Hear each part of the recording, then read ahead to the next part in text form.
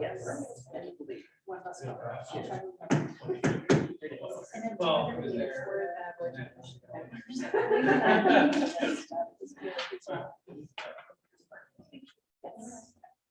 and we have somebody to make the motion to amend the agenda. Is that right? All over it. What am I? You're amending Six. item 6B and 6C That's these things right here. and 8A. 6B, 6C. Well, 6C doesn't have to be amended. So it's 8A, and they're just saying, Yeah, we're just adding, right? So, yeah. so what's my amendment to 6B that we're adding 6B, Adding Safi to adding staff, okay, adding the planning commission, and then 8A.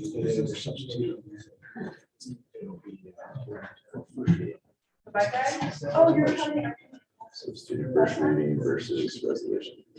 Got it. Okay. Yeah, so 6B is we're adding Safi, he's getting.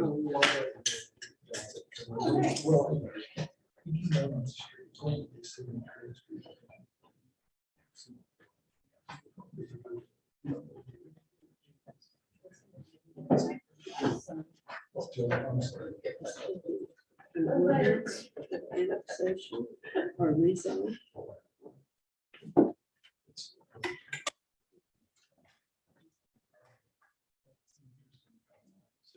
Just adding Safi and then 8A. Instead of it being a resolution.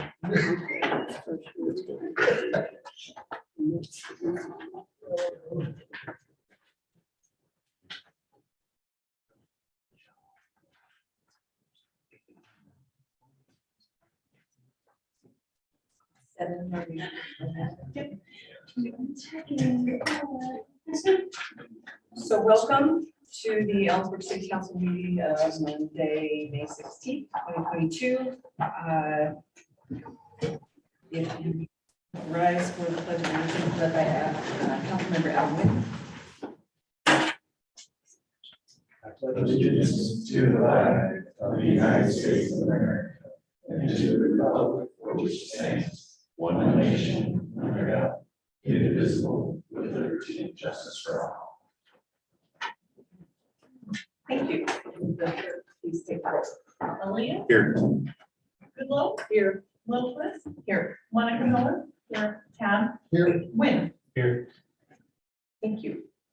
We have two proclamations. David. David absent. so moved. Yes. I think he was going to attend outside, but he's.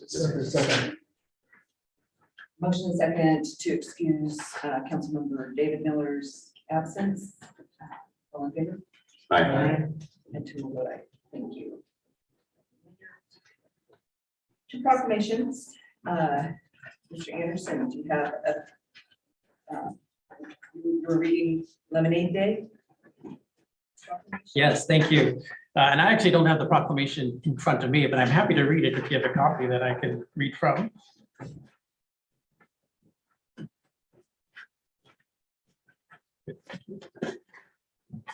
And before I do that, can I speak a moment to it?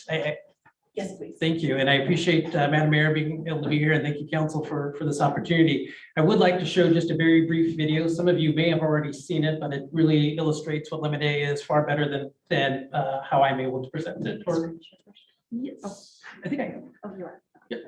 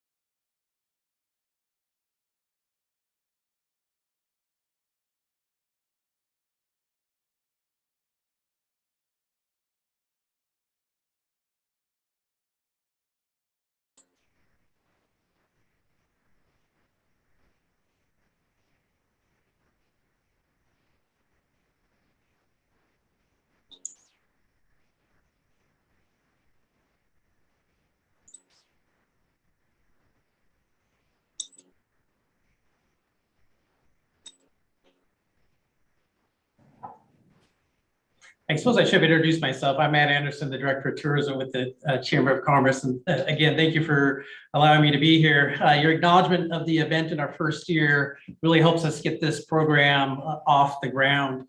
This is a free event for kids to participate in. And as the video alluded to, our goal is to teach financial literacy, goal setting, the rewards of hard work. And we really like to focus on the save a little, spend a little, and give a little. I think that's a very important part of it. So Lemonade Day starts with registration beginning, school is getting out in June 13th. You can register, kids can register all summer, and then we'll culminate on August 20th throughout the county. We hope to see hundreds of lemonade stands appear, and the kids will be able to report their progress back to us.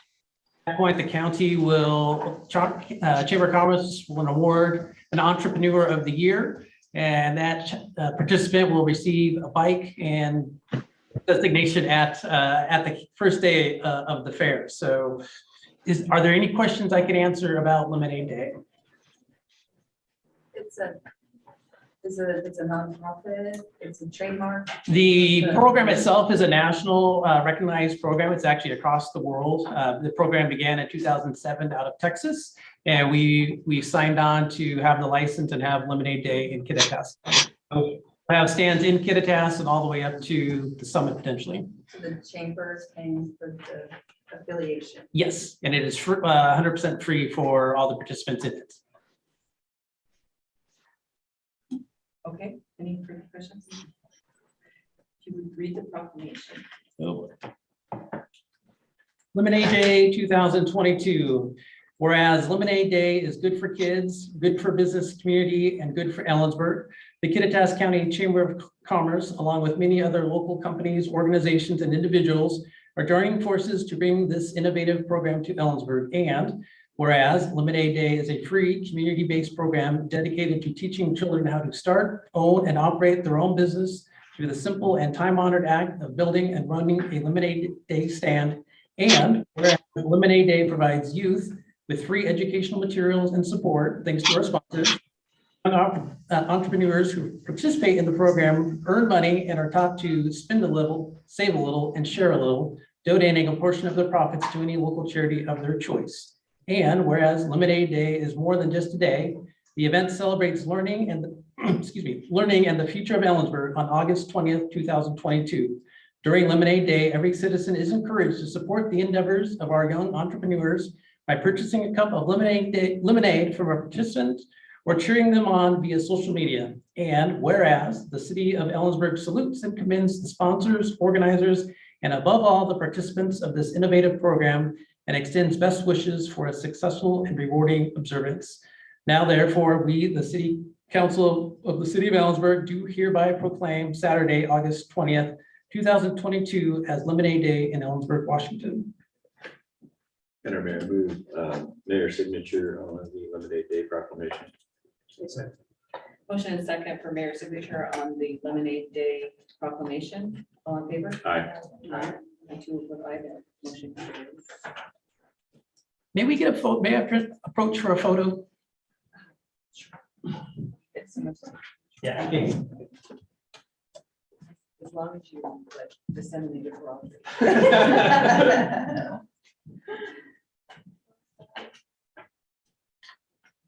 Thank you, everyone. I appreciate it.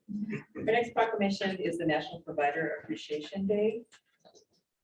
And is someone here to read that? It's online. Okay.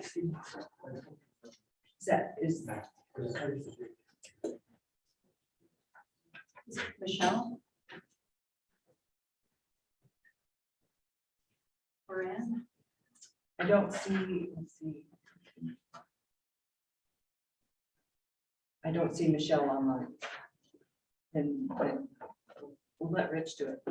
Okay, National Provider Appreciation Day. Whereas cities, counties, and organizations nationwide are recognizing child care providers on this day, and whereas over half the children under age 6 nationwide are estimated to spend some time in a non-parental care arrangement on a weekly basis, which provides critical enrichment opportunities and nurtures development for children of all backgrounds, and is a vital building block to our state economy. And Whereas COVID-19 pandemic continues to create tremendous hardship for child care providers and families of Washington who depend on them, forcing providers to risk their health and financial stability to remain open throughout shifting COVID-19 health guidance. And whereas child care providers continue to provide essential high-quality early learning experiences to Washington's children in the face of irregular and long hours, high turnover rate in child care businesses, and increasingly stressful working conditions due to the impact of burnout, COVID-19, and other workforce-related complications. And whereas our future depends on the quality of early childhood experiences provided to young children today, support for high-quality child care represents a worthy commitment to our children's future. Now, therefore, we, the City Council of the City of Ellensburg, hereby proclaim May 6, 2022 as Provider Appreciation Day in the City of Ellensburg, and urge all citizens to recognize child care providers for their important work. Move by your signature on the proclamation. Second. Motion and second for the mayor's signature on the National Provider Appreciation Day proclamation. All in favor? Aye. Aye. Aye, that motion carries.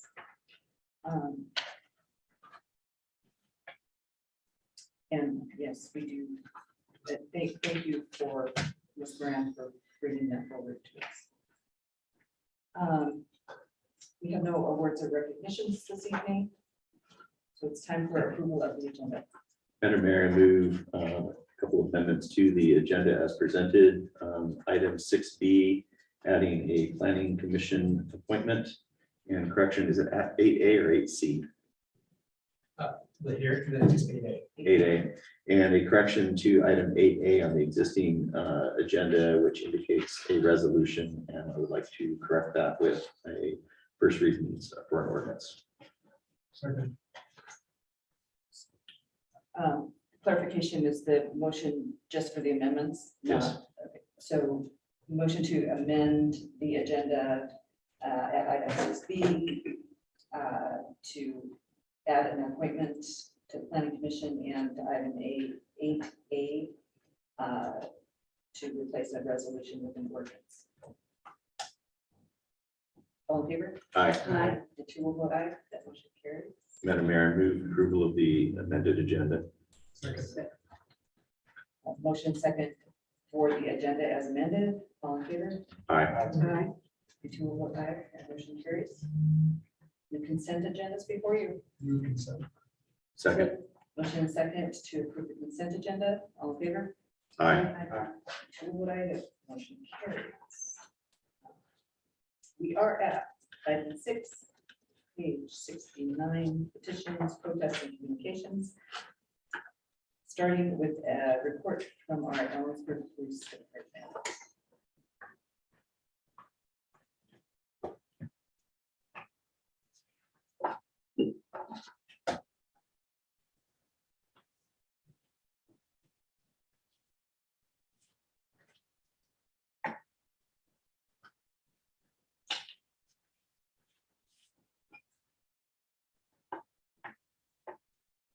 See if I can get this figured out here.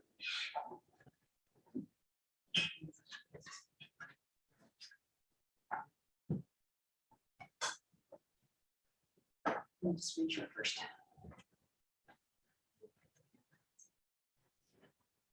You can start. Council, I appreciate the opportunity to come before you tonight and speak about the Ellensburg Police Department progress in 2021. I'm Ken Wade, the chief of your Ellensburg Police Department.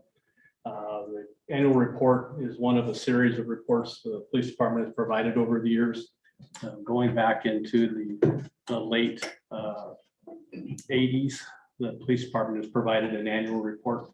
This one, like last year's report, is going to be slightly different. We're not going to do a crime comparison. The information that comes that we had used in the past was non-comparable information, and it was what we do now is we utilize the FBI's NIBRS numbers, which are have consistent definition they're used throughout the nation, so they can be used for comparisons. I will start out this evening. Let's see. Start out this evening with the awards. I had first of all, Officer of the Year went to Christian Alviar. Christian has been with us for just a couple of years, but he's taken right off We're very proud of the work that he's done. He is a second-generation law enforcement as an officer. His father is a police officer on the East Coast. Christian is a graduate from Central Washington University. And one of the things that's important to recognize in the Officer of the Year award is this award is chosen by the officers with no input from the executive staff or the command staff. The other officers look at whoever's providing the best in service to the community with a focus on education. And for this, Officer Alvear was chosen primarily for his work in the gang related field and gang education, and putting together handouts and presentations for the school. Chief's Award is chosen by me, as the name would imply. This past year, the department has worked diligently in several areas. And one of those areas that we really focused on was trying to balance our approach and work with those in the community to get them into compliance when it came to code violations and parking. As you recall, you approved and we hired a 2.5 or an additional half-time FTE last year. That individual came on, and then we hired a full-time person also. And the reason that Teresa was chosen was Teresa was responsible for training both. They both came on at the same time. They both were trained. She trained them both, and then she also works around the office. Although her job descriptions and duties require her to be within the community, helping with code enforcement, she's the first one that will pick up a snow shovel or pick up a rake or pick up garbage, whatever she sees needing to be done, she does it. And for her dedication to the department and all of its members, that she was chosen for the Officer of the Year, or the Chief's Award of the Year. Department, last year we faced many challenges, as most of you are aware. There was a variety of things going on that had significant impacts in our community. We had the legislation that took place in the last legislative session. And in that, we had to deal with kind of some moving targets. There were some laws that came out with new definitions or with new meanings. And there was some things that really didn't help us in doing our duties across the broad spectrum of the expectations for the department. And as we worked our way through those, we came up with some solutions, which was then rectified during this last legislative session. The second thing that we had that was troubling for our community was the opioid epidemic that we had faced, where we lost 6 of our locals. Unfortunately, that trend continues, although without the loss of life. So far, we've only had 1 opioid death, but we've had several that have required Narcan and CPR, and those are the ones we know about. We know that there are vast numbers that we don't know about. The third thing that we are very appreciative of is our work with our stakeholders. You know, working with Dr. David Douglas and his organization on the recoveries, and working with Hope Source on homeless issues, Fish for their food stabilization, and a whole host of other nonprofits or service organizations that we work with, the Health Network to be another. So, and also with our close working relationship with our other partners in the community and law enforcement and the fire service and emergency services. We'll cover use of force and use of force. Washington State passed a law last year that defined what a reportable use of force was, and that definition was to be reported to the State Attorney General's office beginning this December 2022. We went back in 2021 or 2020, and again we'll do it this time in reporting in that same format. And the purpose for that, like the crime reports, is this provides us some comparable data so that when you hear about crime or uses of force in Ellensburg, it would be comparable to uses of force in Yakima or any other jurisdiction. So they define, excuse me, they defined what each of these reporting categories were. And as you'll see, out of the 13 different categories, we had 2 categories where we had reportable force. The first of these was a subject that was being taken into custody up by Central Washington University and began a fight with the officer. Well, they 2 went down to the ground. The officer used a knee strike to gain compliance. Another officer came and they were able to handcuff the individual. And then the other use of force was, let me make sure I get this all right. I believe it was a taser application. And in that, in that case, it was a subject right outside of the jail who was being taken into custody for an assault and a robbery, and there was some mental health concerns. We brought in mental health, spent an hour and a half negotiating and working with the individual. We were able to get him to cooperate and walk with us, at least as far as the jail. But then once he got there, he was not going to go in. So after several attempts, they wound up using a single application of a taser to take him into custody and get him inside. There were no injuries in that incident. And also it's newsworthy or to report that the Ellsworth police officers, 5 officers were assaulted last year, one of them requiring hospitalization, although none of the injuries were severe. And also happy to report out of all of the uses of force, all being the 2 reportable, plus there's some others that are non-reportable type. Nobody was seriously injured. And we look at that as a success. No officers, other than the one that was transported, was injured either. Any questions about the uses of force? When you report these, are you also reporting demographics of those, like race and Yes. gender? Yes, we have a detailed reporting system. We use SmartForce. And SmartForce is tied into an early warning system too. So all of the information from complaints, uses of force, car collisions, all feed into that. And it has a reporting mechanism so we can track to make sure. We'll also be able to utilize the same system to do our direct reporting to the Attorney General's office. And we're also registered with the FBI's reporting system. And this program that we have set up will also do direct reports to the FBI. I guess I'm interested in the 5 officers who were assaulted, and did they not use force in return?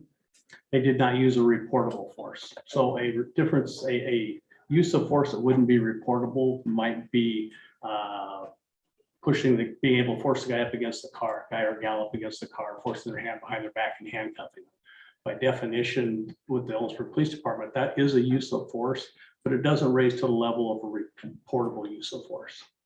So that was one of the tricky parts with the legislation, is defining what force was. And that has been defined in this last legislative session. The next topic covering is a review of complaints. We changed slightly and expanded this past year in 2021 compared to previous years. We take any complaint, whether it's anonymous or any way that it comes to us, and we take a look at it. And no matter how it's received, it's reported up through the chain of command to the captains and myself, and we take a look at it and make a determination on what type of an investigation it will entail. But they're all investigated. And what we expanded upon was in 2020 and prior to that, if a person called in complaining that an officer had turned on their overhead lights and made a U-turn and went and stopped a vehicle, we would get a complaint that the officer, crossed over the center line and that he drove high speeds and stopped the car. Well, that's what a complaint would come into us. In past years, we would allow the supervisors to go ahead and take a look at the matter and then contact the complainant and kind of explain to them that some of these things are allowed by law. And those would never get tracked in our old system. Now we track those too. So you'll see an increase. We had 11 complaints in 2020. We had 16 complaints this past year. 3 of the complaints this last year were driving related. We had 3 that were reports of excessive force. And then we had the other 13 of them were performance-based. Of those investigations, we had 1 confirmed driving complaint. We had 1 No, we had 2 confirmed performance complaints.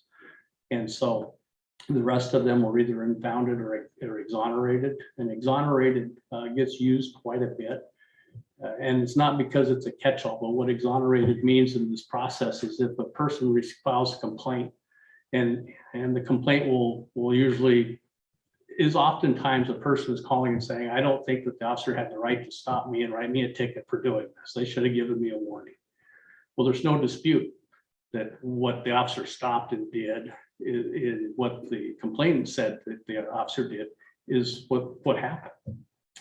But what their dispute is they believe that they were entitled to a lesser enforcement.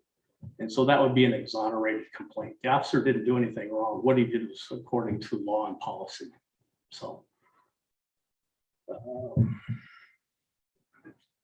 what we do when we take these complaints is I spoke about how we share them up so that the decisions being made on how they're going to be investigated always come through me or my command staff. But once we accept a complaint, and the difference between what would be accepted and not accepted. If a person says, all the Ellensburg Police Department, all you do is write tickets. Well, that might be a complaint, but it's clearly not anything that we would be able to follow up on. It's not alleging a violation of law or a violation of policy. But so we take all those that we assign it to a supervisor to do an investigation. We may not assign it to the immediate supervisor of the employee. We may assign it to another supervisor to take a look at. If they have an expertise, maybe in defensive tactics, we might have them take a look at it. And then the investigation, when it's complete, there's a write-up on it. The evidence is collected if it's available. It's submitted back up to the chain of command. It goes to one of my 2 captains for initial review. And then once they've made a determination that it's fully investigated, then it's sent to me. I write up a report or a findings on it. And then I also write a letter to the complainant. I share a letter, I send them a letter, and then I meet with the officers and they're provided my findings. And they're also provided a list of any information they might want out of the investigation.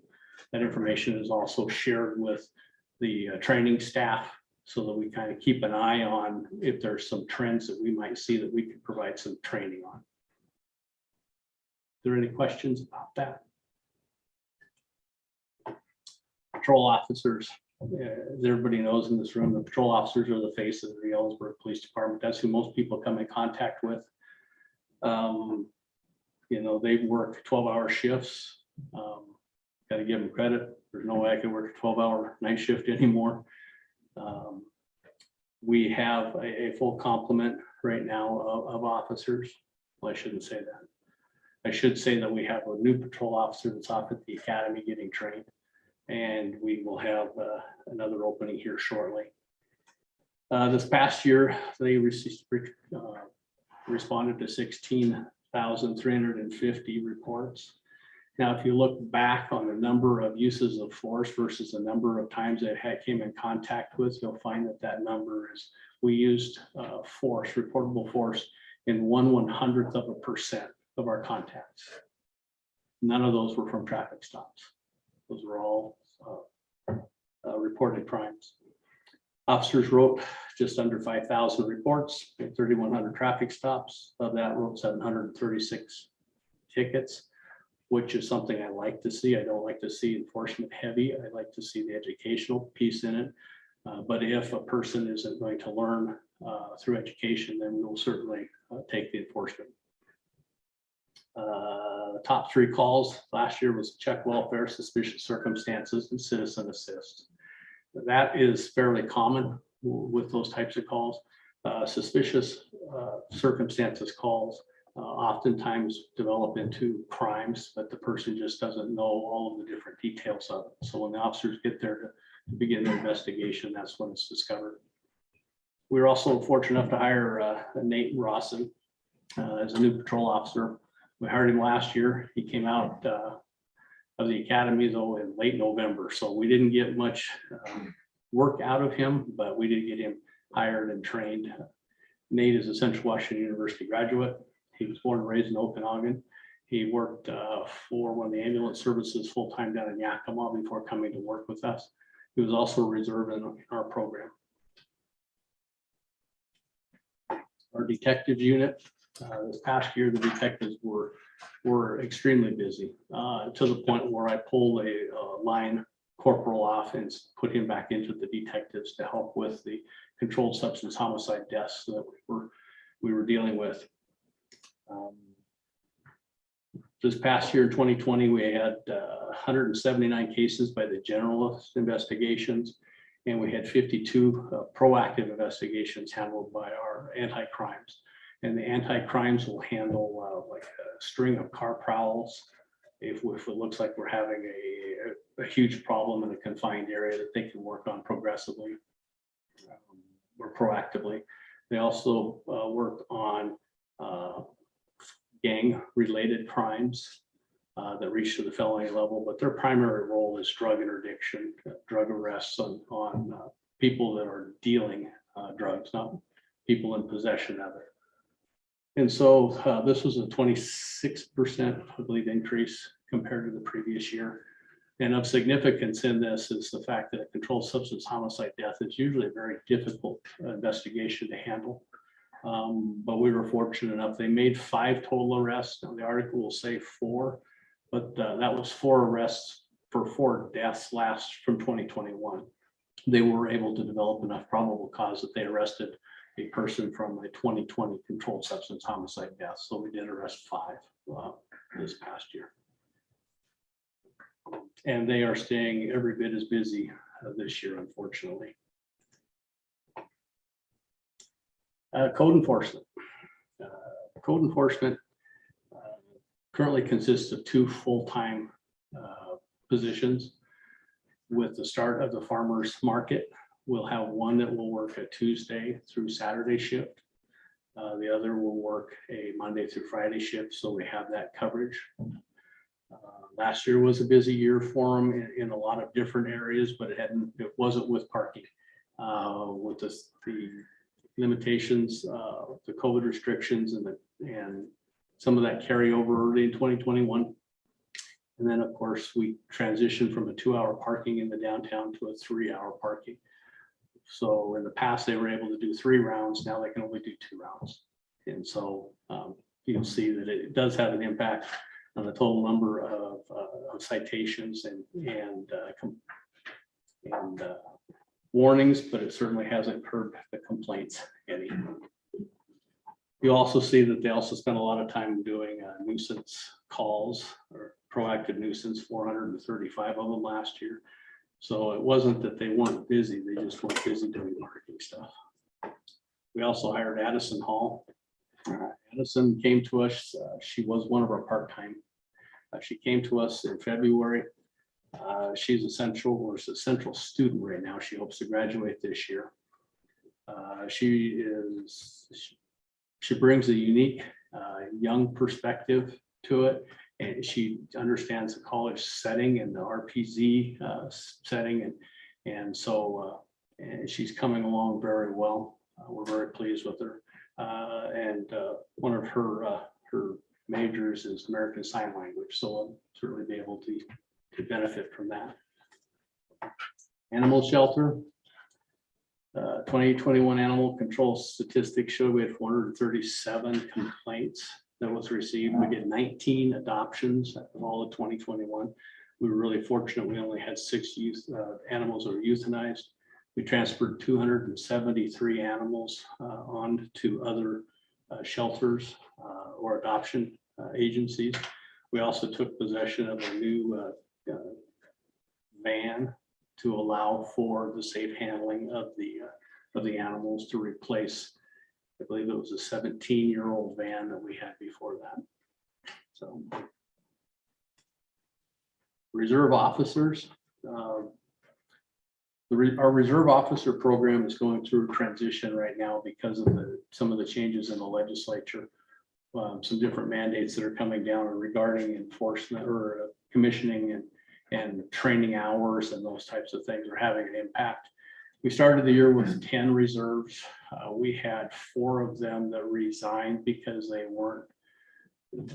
their concern was is that with the legislation and liability, they couldn't place their family at that risk for a volunteer organization or volunteer program, so they withdrew. And then we had one that resigned his position because he was officer in the United States military and he'd been transferred. But we are very fortunate. We have a very good professional cadre of reserves, the 5 that are remaining. You can see that we started with 10, that was 5, and we still had 1,075 hours of volunteer time. This past year, we wanted to run another academy class for reserves, but we couldn't get any qualified candidates. We had 11 people that applied. One of them passed the background, and then he withdrew prior to the start of the class. And this is consistent with a lot of different departments throughout the state.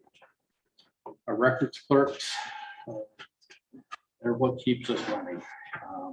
We can make all the arrests in the world. We can do all of the stuff out in the street, but it's up to our qualified, wonderful support staff to keep us moving forward. You can see 2021 was a busy year for them. Concealed pistol licenses, 285, which is about half what they did in 2020. Firearms possessions, just 958 warrants entered, and that's entering into the WASC NCIC. There's 482 reports processed, just shy of 5,000 of them. Public disclosure, another big thing, that's 1,300. And court orders. We also hired Candy Dixon Ricard. She's our newest employee. She came to us from one of the daycares, and she's been a wonderful addition. She was born and raised here in the Valley. I've known her since she was an infant, and she brings a lot of very compassion for children. She has taken on the role as our public safety Facebook post for children. Those are all from Cami. She was also instrumental in the child safety restraint training that we sponsored, and she's a technician in that. She's been planning these child safety seat inspections, and so we have one coming up again in this June. Our school resource officers. This is a very important position for us. And this is a partnership we have with the Ellensburg School District. We supply the officer all the benefits and everything. But they do provide us with some revenue for the reserve program. But this is the start of Stephanie's last year at the school. It's a rotating position, and she will be greatly missed by the schools. And the new candidate has already been selected, Lucas Anderson. He's already been through advanced school resource officer training, will be attending basics officer training, school resource officer training, kind of flip-flop, but it was the timing of it. So all that training has been paid for by the Ellensburg School District.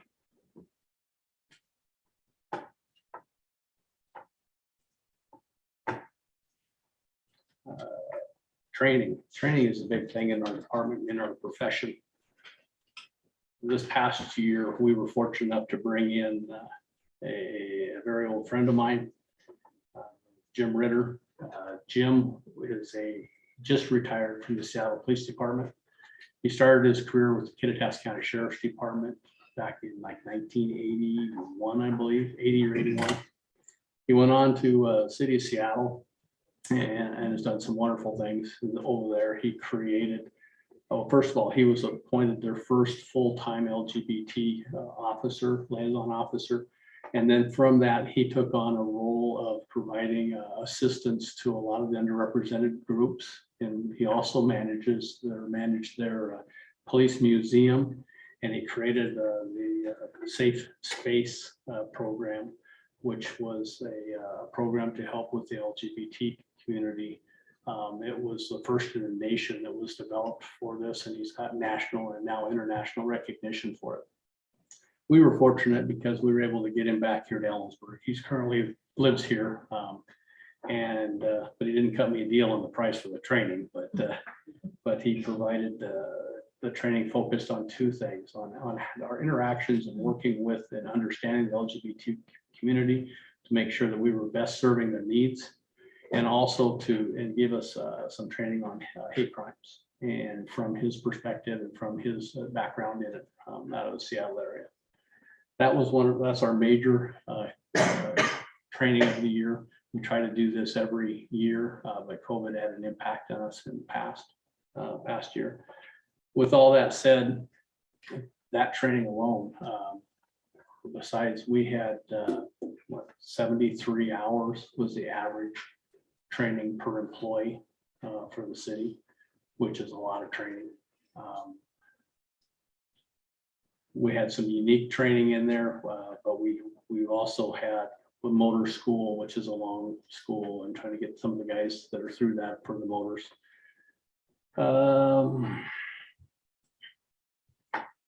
Oops. Our hands-on courses.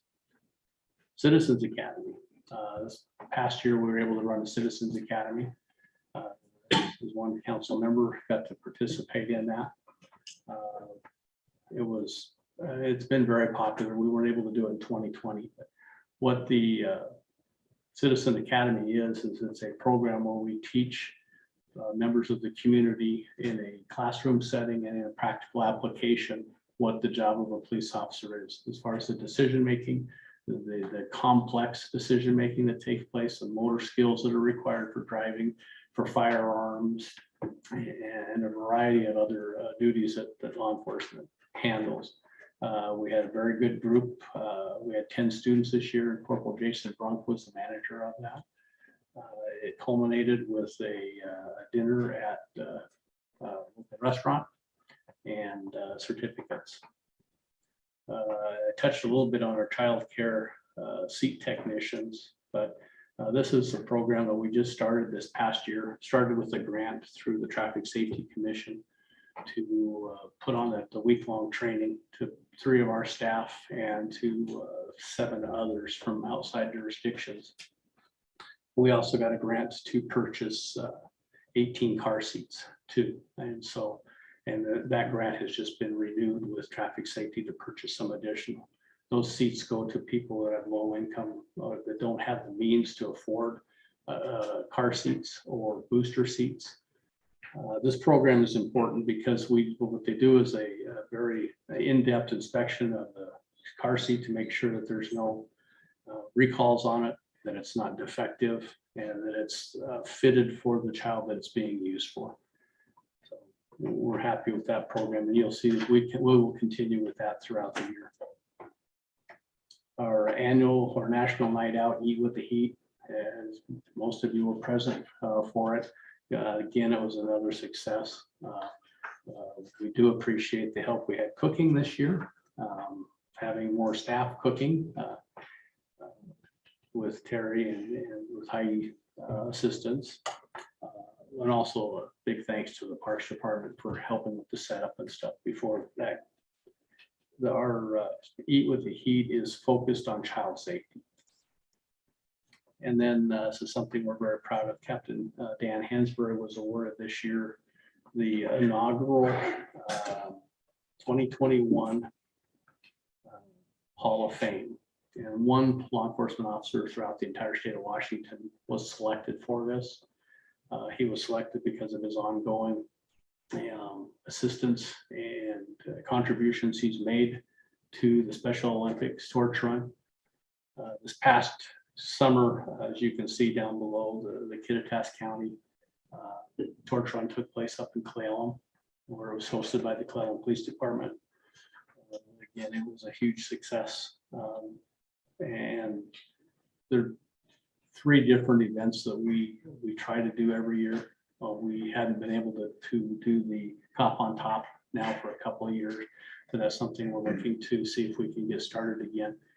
But because of the COVID restrictions still in place for a lot of the communities, we did a podcast with the Special Olympics, and they asked for a tour and an explanation of the new police department. So we gave them that tour. And then, in December is our Shop with a Cop and Firefighter. This is a holiday favorite. The program begins with a kickoff with a hearty breakfast at the fire department. The children, which are chosen by their schools, arrive early. Their parents are excused, and then they get to spend the rest of the day with the firefighters, first responders, and police and sheriff. They're taken over to Weimar, where Santa Claus shows up, and some pictures are taken, and then they're also allowed to do individual pictures of Santa Claus if they would like. Once they're completed shopping, the parents will come and pick them up. We've been very fortunate, and of the kids that are in this program, about 70% of them are winning bicycles. So we've had some huge support from the community in making sure that there's lots of bicycles, which means we also got to get lots of helmets and lots of fittings and all that. So that concludes my presentation. Do you have any questions? Thank you. Thank you. Actually, I have one question. Oh, absolutely. Are ride-alongs with officers available to citizens? They're available now with the restrictions that have been lifted. We are able to do that.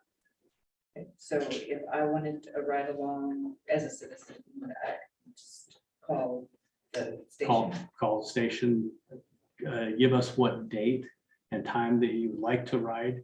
That information will be passed along to the shift supervisor to make sure that they have the staffing for it, and then they'll make those arrangements. They'll get back in contact with you and let you know when they're confirmed. They'll let you sit in the front seat. We'll even let you blow the whistle and the siren.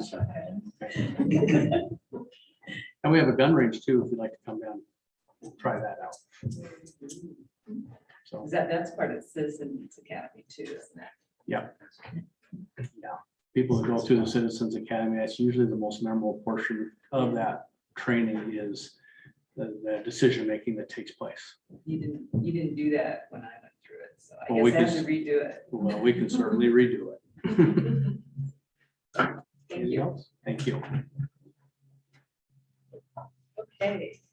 Our next item is board and commission appointments, and we have several tonight.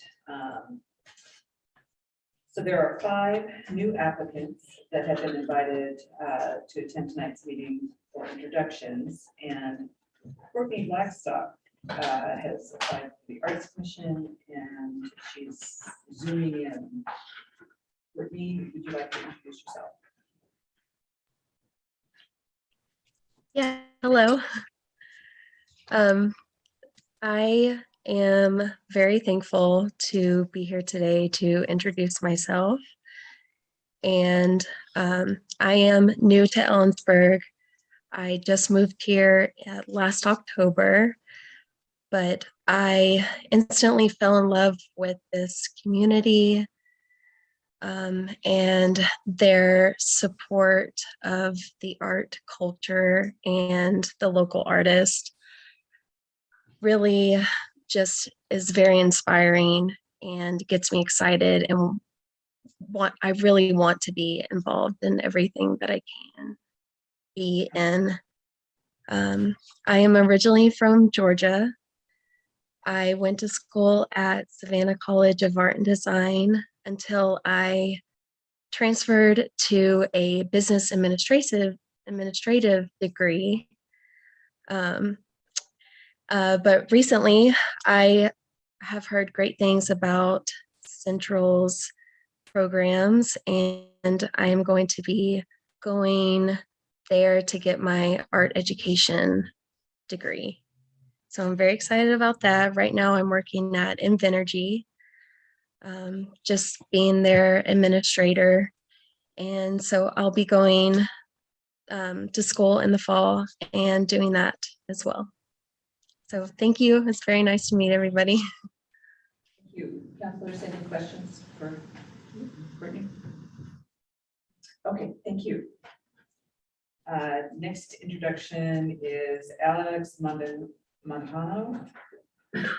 via Zoom. Hello, everyone. I'm having a difficult time hearing, so I hope you are able to hear me okay. Yes. I have a statement that I'd like to share with you. I want to thank those brave and responsible individuals who recognize the need for a new direction of our community, one that addresses our cultural and social changes. I believe that as a member of the community, it is incumbent upon each one of us to participate and help guide us to a place where everyone, regardless of gender, race, cultural background, is treated with respect, civility, honor, and is recognized as a valuable member. It is up to all of us to determine what kind of place we want to become. One that is a direct reflection of who we are, a diverse community moving forward as one. Thank you for giving me the opportunity to be part of this positive change. Thank you, Alex. Any questions? Just confirming that's DEI. This is for the Okay. DEI Commission. Thank you. Jean Marie Linhart is. Howdy, my name is Jean Marie Linhart. I am a math professor and soon to be department chair at Central Washington University. I'm applying for a position on the Environmental Commission. Part of the reason for this is I've had a long time interest in bicycles and bicycling, which is handled by the Environmental Commission. I'm a league cycling instructor with the League of American Bicyclists. I'm also interested in a wide variety of environmental issues like alternative energy, such as wind and solar, and the health and safety of our community. Thank you. Thank you. Any questions for Jean Marie? Thank you for applying.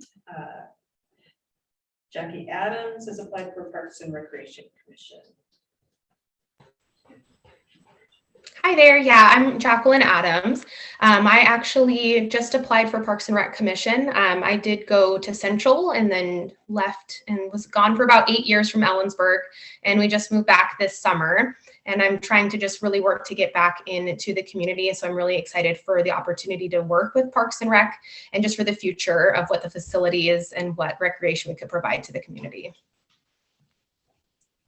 Thank you, Jackie. Any questions? No. Nick Zedner is in person. He has also applied for Parks and Recreation Commission. Hi, everybody. Nick Zentner. I teach geology at the college in town. I've been here 30 years with my wife, Liz. We live Craigs Hill neighborhood, interested in Reed Park in particular, but applying for the Parks Commission. Okay. Thank you for coming down. Thank you. There are 4 current members also ready for consideration of reappointment, and they are not present. That would be Gwen Budnick and Cassandra Town for the Arts Commission, Ed Sendelbach for the Senior Citizens Advisory Commission, and Sathi Rajendran for the Planning Commission. So the recommendations from our commission process, everyone has been interviewed, and the Arts Commission would like to appoint Courtney Blackstock, Gwen Budnick, and Cassandra Town. The DEI Commission would like to appoint Alex Montejano. Environmental Commission, Jean Marie Linhart, and Parks and Recreation Commission, Jackie Adams and Nick Zentner. And the Planning Commission, Sathi Rajendran, and the Senior Citizens Advisory Commission would like to retain Ed Sendelbach. So I would move that we affirm the commission's recommendations for appointment. Second. Motion and second to affirm the committee's recommendations for appointment as read. Any further discussion? One, I just want to thank everybody that applied. think it feels as if the process that we put in place is really working for the boards and commissions and as well as for individuals that are interviewed. I appreciate the commitment that people have made to attend the meeting actually prior to actually walking in and being appointed. I would expect to see Ms. Linhart on the ride to the trestle on the 21st. And I'm certainly looking forward to whatever YouTube videos Professor Zentner can About our parks, Parks and Rec Ellensburg committee. Parks. But other than that, I think John. we should just move forward. All in favor? Aye. And to a vote aye, that motion carries. Thank you. Thank you all for stepping up.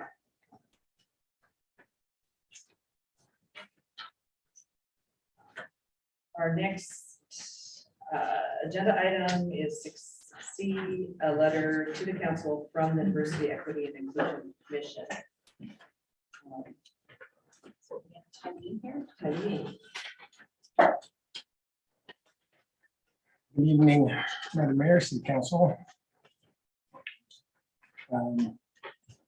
We, the DEI Commission, are responding to the recent incident of bullying that occurred at Ellensburg High School during the student body ASB elections in 2022.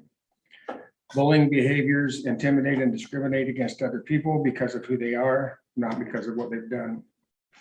They sometimes lead to violent behavior towards those people. We recognize the personal damage these kind of behaviors inflict on individuals, and we believe these behaviors only perpetuate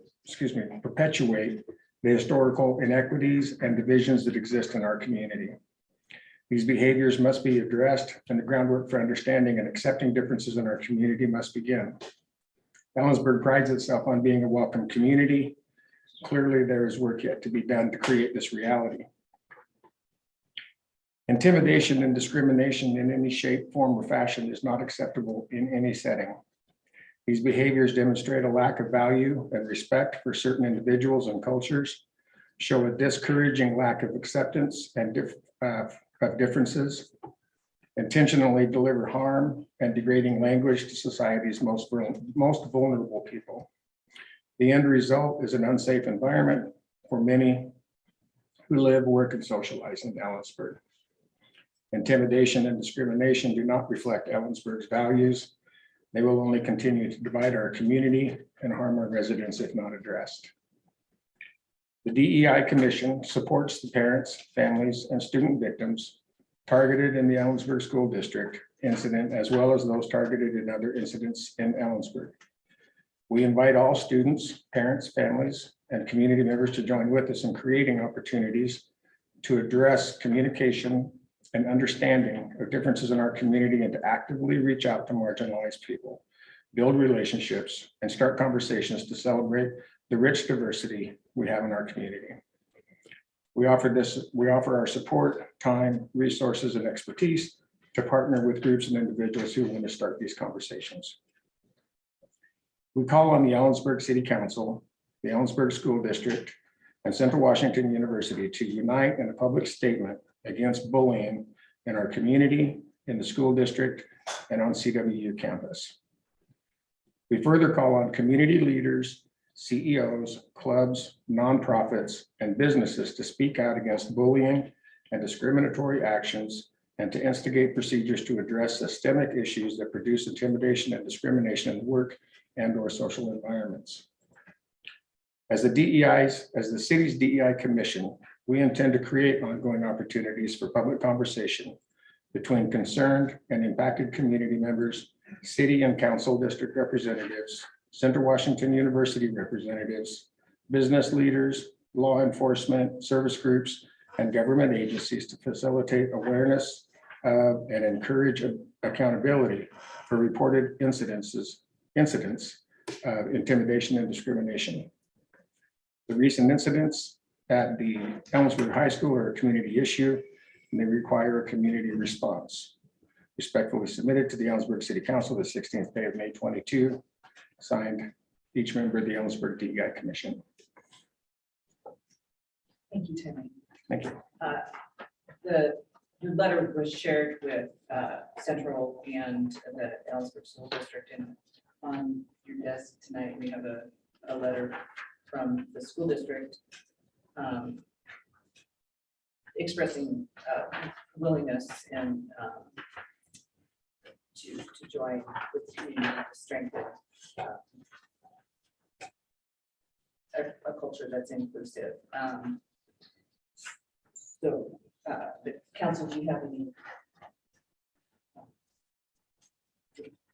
thoughts? I'll say as a parent of a child that has gone through elementary school and now middle school, that this problem begins early and seeing it manifest this way in the high schools is only proof that there's a lot of work to do. And in reading the policy submitted by the school district, it feels like this is a good place to start, as a majority of the language here is punitive and is about complaints and punishment versus education, teaching, awareness, and communication. And I appreciate that you are bringing this to us.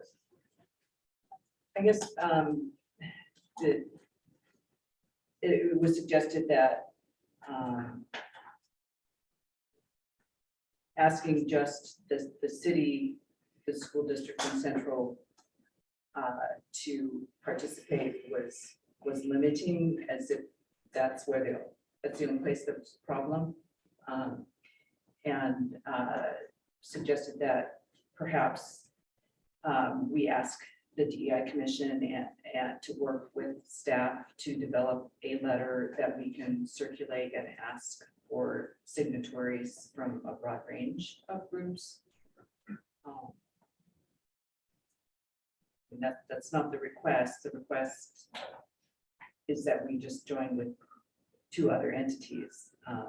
But I think the starting place is to draft a letter, a statement. I think that the reason why those entities were drawn out in the first is just regarding where the incidents happened, where the incident took place, and calling those a beginning and starting to open the door for those conversations to take place, those opportunities, I think. And I guess I would like to see the response be broader than one incident. That, I mean, I think to Monica's point, it's fairly pervasive in our culture, and it's not just children. And we see it in our politics and everywhere. I agree. So creating that culture of respect is something that we can do that in Ellensburg. Will be cool. Without going into too many details on it, can you give us a brief description of what the incident was that this letter refers to? Well, therein lies somewhat part of the challenge, I think, is that there was an incident that was let out to the community, that there was an incident that took place on campus. And it's my understanding that there were some comments made by one of the students that was running for an elected position. And one of the comments that was made was being run on the increased rate of teen suicide that is happening. And one of the sub communities, I guess, if you want to call it that, within that teen suicide rate is the higher level of LGBTQ youth that are committing suicide. And there was a comment that came back from that of what was reported to me was that there was a comment that reported that was a good thing from another student, that was good that was happening, so to speak, in so many words. I'm not exactly, and I think part of because I've had I myself, and I'll just speak for myself because that's all I can speak from. But I had entities within the community and parents in the community reaching out to me wanting to know, because I'm the director for Helena House, which is a space for SOGI youth in our community, right? And SOGI, sexual orientation, gender identity, and expression, right? I'm on a platform to do it with LGBTQ. It's too hard to say, but that's beside the point. And I think that part of that, what elevated to somewhere in there, that there were students that were being escorted on and off campus, off the high school campus, and that there was a need for these speeches, if you or campaign, speeches, or what, I don't know what the word I'm trying to find is, but they needed to move those virtually instead of having them in person. So I think part of the part of the need for this to come out was that there were a lot of folks in the community that had questions, and not all of the parents that were reaching out to me are parents of LGBTQ kids, right? But they have kids in the schools. And there just wasn't, it didn't seem like anybody was getting a response or anybody had a clarity as to what actually happened. So I think that's part of what is leading, this to kind of bring this out to another level, I think. If that makes sense. I want to just, I would prefer if we're going to do something, I like the idea of Nancy, which if this is truly a community issue, then we need to be speaking to the broader community and rather than institutions and attempting really to focus on the institution as the issue. I mean, it can be, I get it, and I agree. I mean, we need to not be punitive because bullying is punitive. So if you're bullying, our response then is to be punitive. I mean, as opposed to educating and supporting. But if the request of counsel is a public statement, I'm simply saying that I think that we should craft something that speaks to our position around bullying, that emphasizes the need for education and support. And then I think it should be incumbent on us to incorporate the community voices, whether they're the chamber, the downtown, but broaden that and then push that out. Because I think the implication then is more, if different associations or wherever we want to go for that are indicating that as an issue, you're defining it as a community issue, not an issue that the city is here to solve. We can support, facilitate it, and have the conversation. So I really appreciate that approach.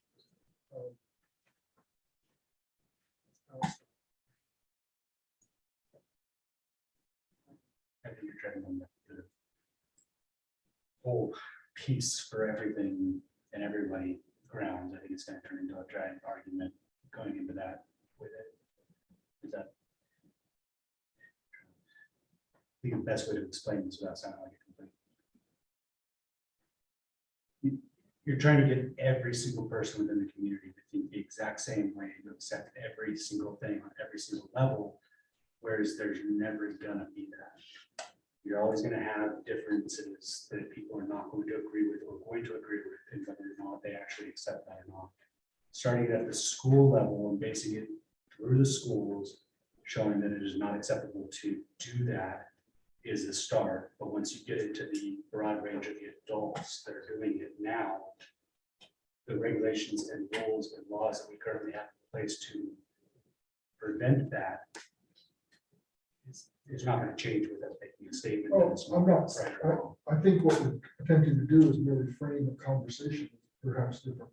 I would never disagree. I mean, there are a range of responses and a range of people, and I mean, in a sense, as long as you're not attacking an individual for who they are, I recognize those differences and celebrate, because I think it's what makes our community what it is. Absolutely. Let's invite everybody to sign it. Who wants to sign it? Well, something, yeah. I mean, but I mean, it was never the intent to try and. I think our language we have to be careful with our language, because we don't want to say anyone's values are wrong or convince anyone that to adopt certain values. What we're saying is that using intimidation to try and convince someone of something, or just attacking other people is what that behavior that we're trying to change. And I don't think it's the city's responsibility to advocate necessarily for any specific set of values, but creating a culture of respect that everyone can hold their own views on things would be helpful. the instances, we've heard about a lot of things that go on in the community that are just mean spirited and people have moved away because of it, and we need to. So it is, the city does have some responsibility for creating that culture of respect. But I agree, we have to be careful not to give the impression that we're pushing our values on others. Well, the value is zero tolerance for bullying and discrimination. Yeah. That's what we're talking about, nothing else. Right. I mean, there's a lot of reasons people get bullied.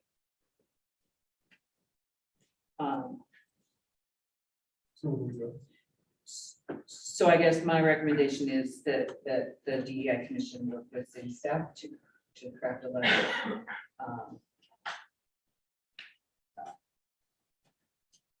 Taking a stand against bullying and intimidation, and Of any kind. of any kind, and invite other organizations, institutions, and perhaps individuals to sign on. I'm not sure how to do that piece. Or we do it certain. I mean, if we did it wrong.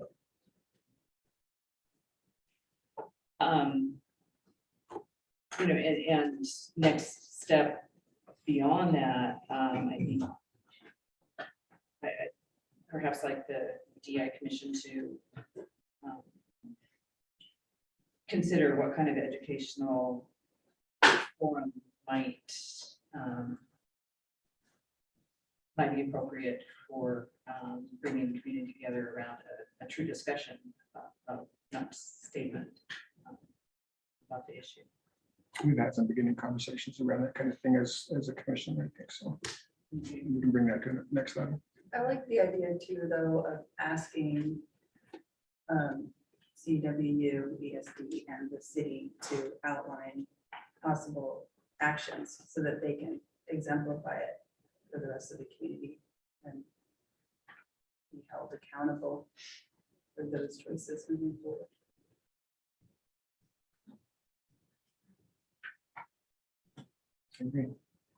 So if I'm understanding what you are saying, you want us to broaden the depth of support businesses and other institutions.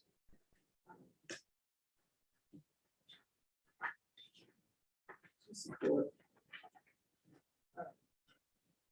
Not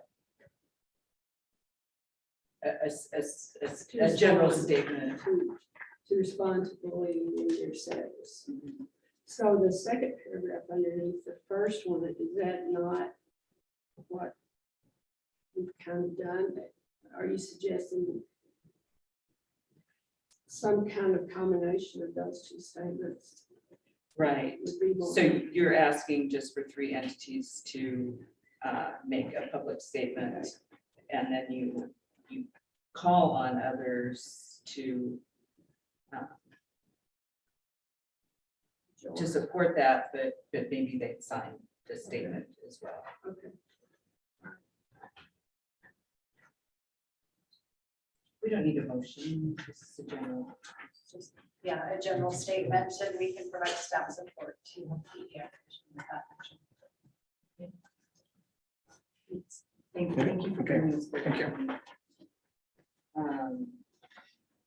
Historic Preservation Awards.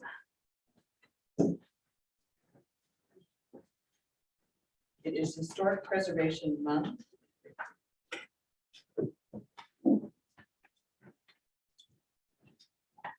Hi, my name, sorry. Hi, my name is Amy McCoy, and I'm the chair of the Landmarks and Design Commission. I knew that was going to happen. Thank you for the opportunity to be presenting for the Historic Preservation Awards today. And this is Stacy, and she's going to help me out with the slideshow. The month. Oh, are we doing the wrong thing? What is it? What do I need? So we're working on getting these presentation up for our home audience. So the month of May 2022 has been proclaimed as Historic Preservation Month by the City of Valenceburg and celebrated nationally as well. This year, as part of Historic Preservation Month, the Landmarks and Design Commission and the Kittitas County Historical Society would like to recognize some of the outstanding historic preservation projects that took place within the community from 2021 and into 2022. The projects being recognized this year are buildings that are at least 50 years old and have recently been completed or substantially completed with extensive exterior and interior restoration. Ellensburg has a unique collection of historical buildings and residences that contribute value to our downtown and residential neighborhoods. The hard work and attention to detail these projects demonstrate honors the historic character of the buildings while also updating them to meet the needs of the community now and in the future. Before we present the awards, I want to also say the Landmarks and Design Commission values the collaboration, communication, and support offered from the Kittitas County Historical Museum. They routinely help this commission and the city by collaborating on public outreach such as these awards, as well as providing research and assistance and information pertaining to projects that are happening around town. So we want to thank Sadie Thayer in particular.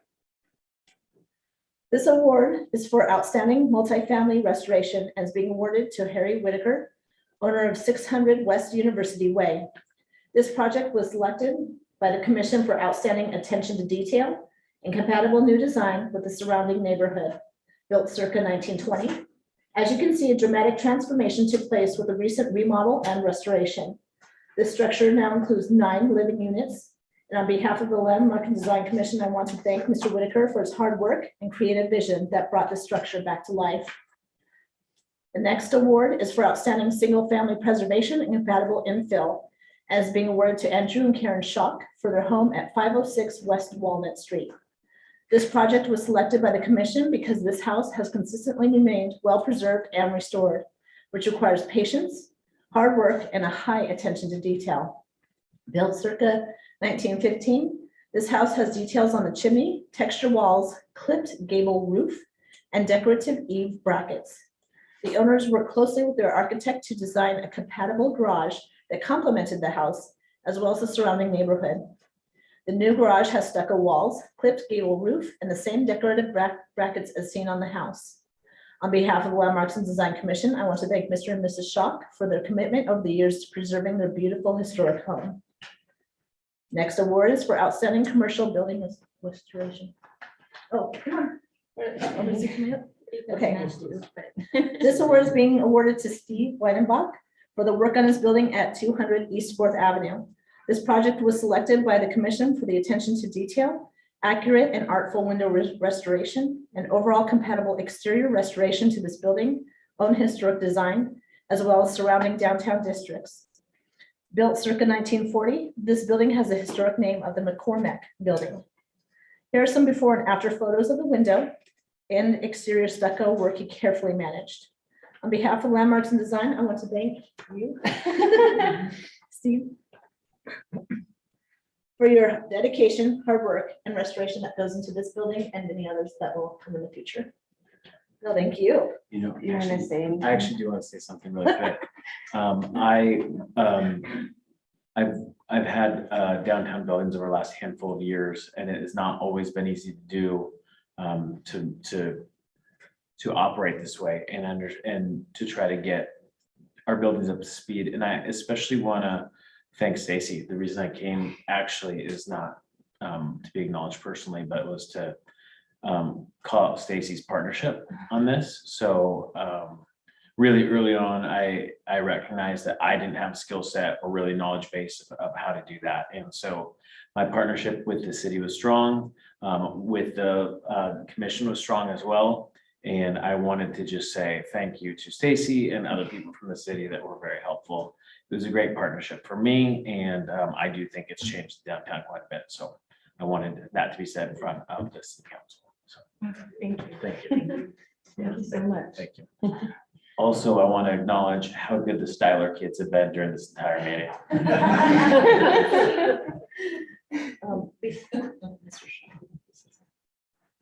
Yes. So we'd like to recognize Mr. Shack, who's in the So audience. sorry. The previous, the home that we just recognized, this is Mr. Shuck. Hi, thanks. Just wanted to thank the people that were helping me. It was a long process. Dan and the city helped a lot our first time. And Mr. Nystad helped me with the design. It was a labor of love. We love the house. We lived there 35 years. We love our trees up front, the sycamore trees that are part of the city. We want to keep it a livable place. And through the time, everybody said, why don't you build another ADU? Build an ADU. And I said, no, I think a garage is just fine. Thank you. Thank you. For the next award, the Landmarks Design Commission wants to recognize the effort that business owners and tenants put forth towards improving historic buildings. Oh, so this award is for outstanding tenant improvements in a historic building, and it's being awarded to Gina and Mike Styler with Berkshire Hathaway Brick and Mortar Real Estate. This historic building used to be the location of the Consolidated Creamery Company built circa 1920. This building was considered state-of-the-art at the time, with Dennison interlocking blocks, which include 3 hollow sections that provided coolness in the summer and warmth in the winter.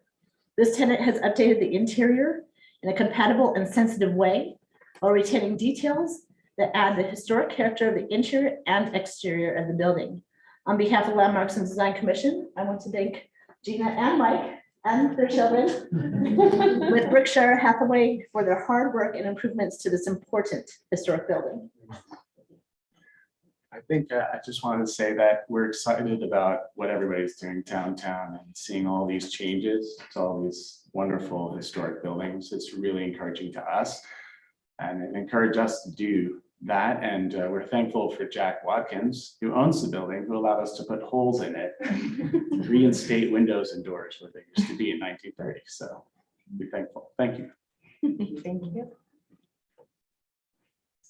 For the next award, the Landmarks Design Commission would like to recognize the hard work of Molly Edson with a Historic Preservation Stewardship Award. A few of the many reasons the Landmarks and Design Commission wants to recognize her are her tenure on the Landmarks and Design Commission and leadership as chair for many years.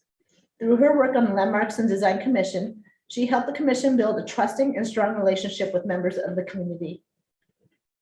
Alongside fellow commissioners, she helped with the development of the historical mural ordinance. She owns several historic buildings, including the historic 420 North Pearl building downtown. She has dedicated her own resources, time, and energy to helping preserve beautiful buildings such as this one. Landmarks and Design is grateful for her contributions over the years and her continued advocacy for historic preservation within this community.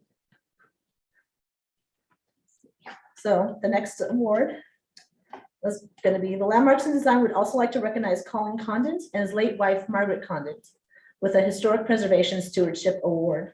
Margaret and Colin were founding members of the Historic Ellensburg, a 501c3 nonprofit organization that supported historic preservation, including the Northern Pacific Train Depot and the Kittitas County Fairgrounds. Margaret served as secretary and Colin was membership chairman. Monthly meetings were held at their house, the historic Ramsey House.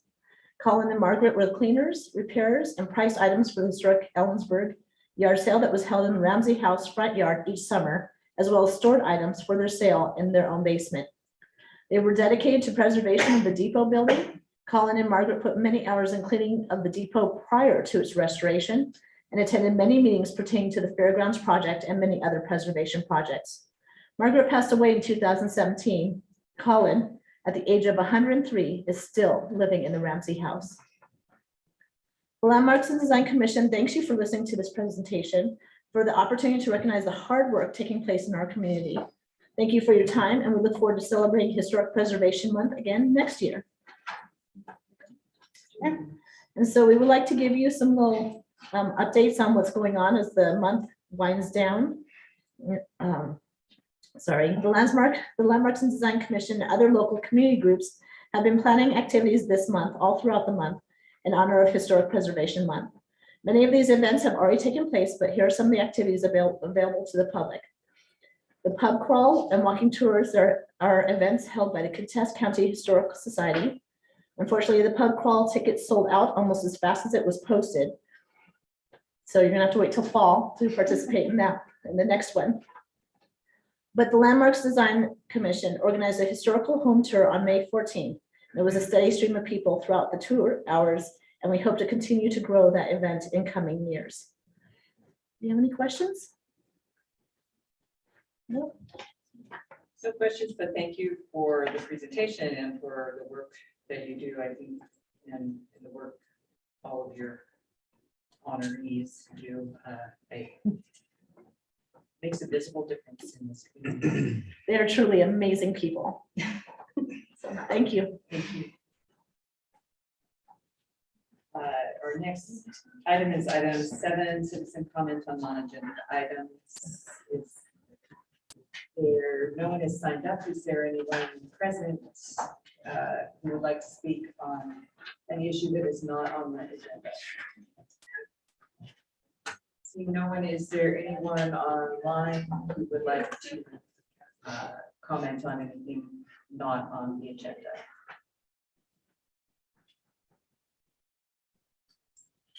Seeing no one, we will move on to item 8. Businesses requiring public hearings.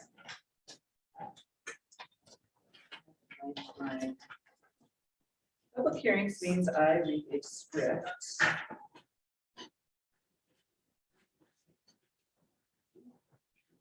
It should be advertised, but I have actually.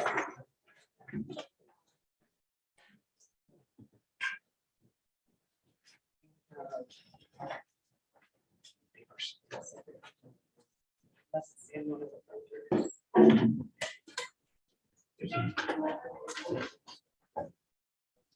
Okay. So this is item 8A, page 122. The purpose of this closed record quasi-judicial hearing is for the city council to consider the pertinent facts, applicable law, and to make a final decision on whether to conduct first reading of an ordinance approving the application submitted by the city's Community Development Department, number P22-036, to change the zoning classification of certain property owned by the city from public reserve to light industrial. I will now open the closed record hearing to consider for approval the zoning change application submitted by the city. I ask your cooperation in the following procedure. This is a closed record hearing. There has already been an open record hearing for the City of Ellensburg Planning Commission where evidence was submitted and testimony received. Under state law, there can only be one open record public hearing allowed in this proceeding. This closed record hearing means the council bases its decision only on the record developed at the public hearing previously held before the Planning Commission. Only city staff or other persons who already participated in the open record hearing on this matter through written comments or oral testimony received by the Planning Commission can participate in this closed record hearing. And because only city staff provided testimony from and evidence submitted to the Planning Commission during the open record hearing, only city staff will be permitted to provide comments during this closed record hearing.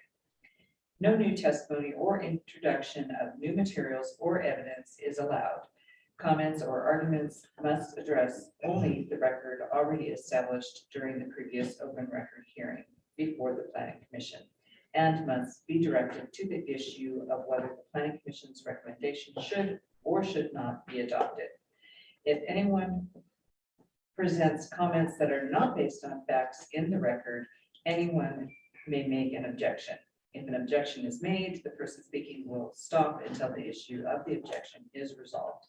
The city clerk will be making a recording of the proceedings. The city council seeks to conduct this hearing in a manner that is fair and unbiased, both in appearance and fact. Therefore, I would ask the council members the following questions. Does any member of the council have any interest in this property or issue? No. No. Will any member of the council obtain any financial benefit or suffer a financial loss as a result of the outcome of this hearing? No. No. No. Does any council member believe he or she cannot hear or consider this matter in a fair and objective manner? No.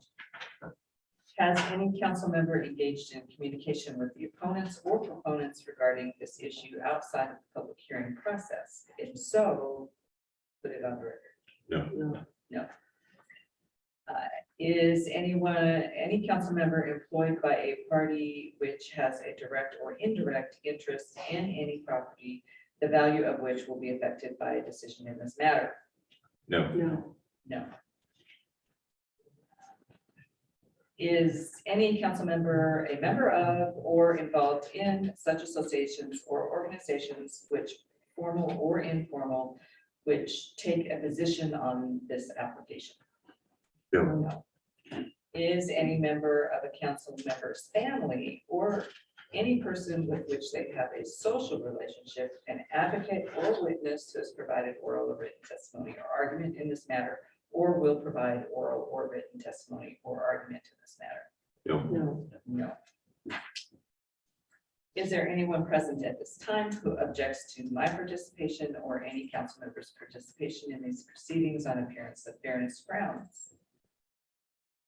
Seeing no one, before we hear from the audience, is there a staff report to read? There is. Thank you, Madam Mayor, members of council. Jamie Ailing with Community Development. What you have before you, as stated, is a hearing to consider a type 5 application for supplemental public reserve rezone. The property in question is 4.57 acres. However, we're only looking to rezone a portion of that property, which is highlighted in orange on Exhibit 1.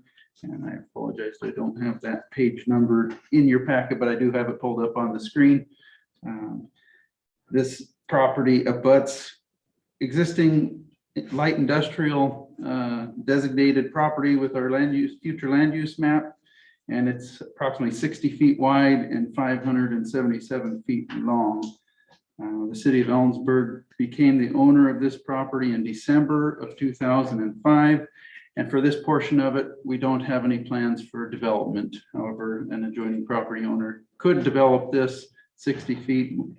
Further east of that is some stormwater swales that can't be developed. So it's not necessarily worth much as 60-foot wide piece of property to us, but it is valuable to others, the other property owner, to be able to develop that.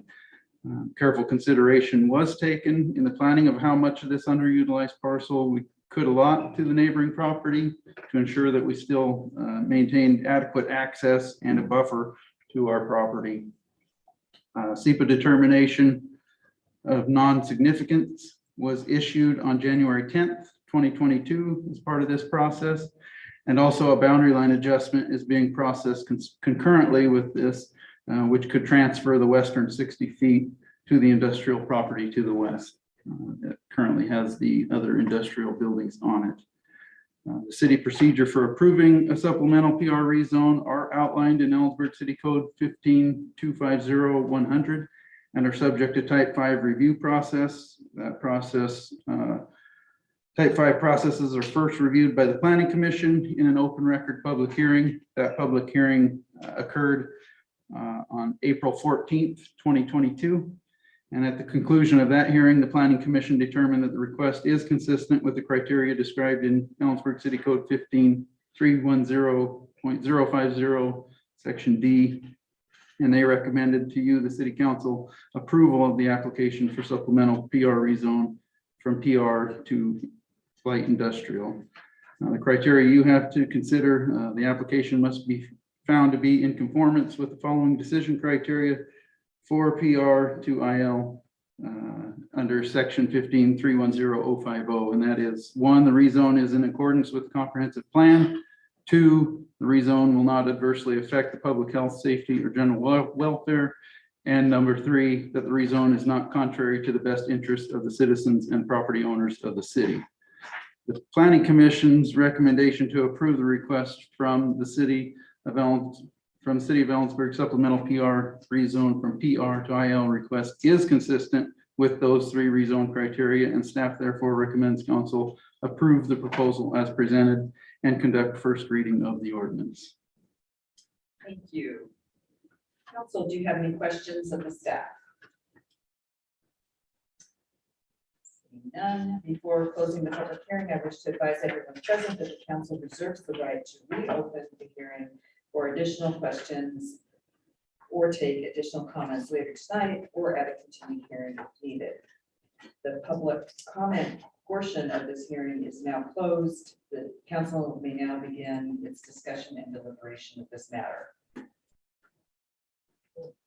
I move that council accept county commission's recommendation to approve request from the city of Ellensburg supplemental PR rezone PR to IL. Recognize that it's consistent with rezone criteria as outlined in the report. Nice job. Second. Yeah, let's see, but this one, we have the ordinance. Well, then we need to accept the recommendation first. Yes, we do. Okay, great. So the motion is to consider approval of the supplemental PR zone from PR to IL as recommended by the planning commission and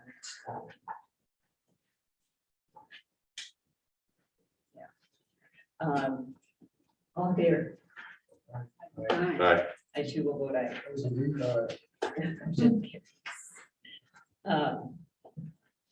So the ordinance. I'll move ordinance 4889.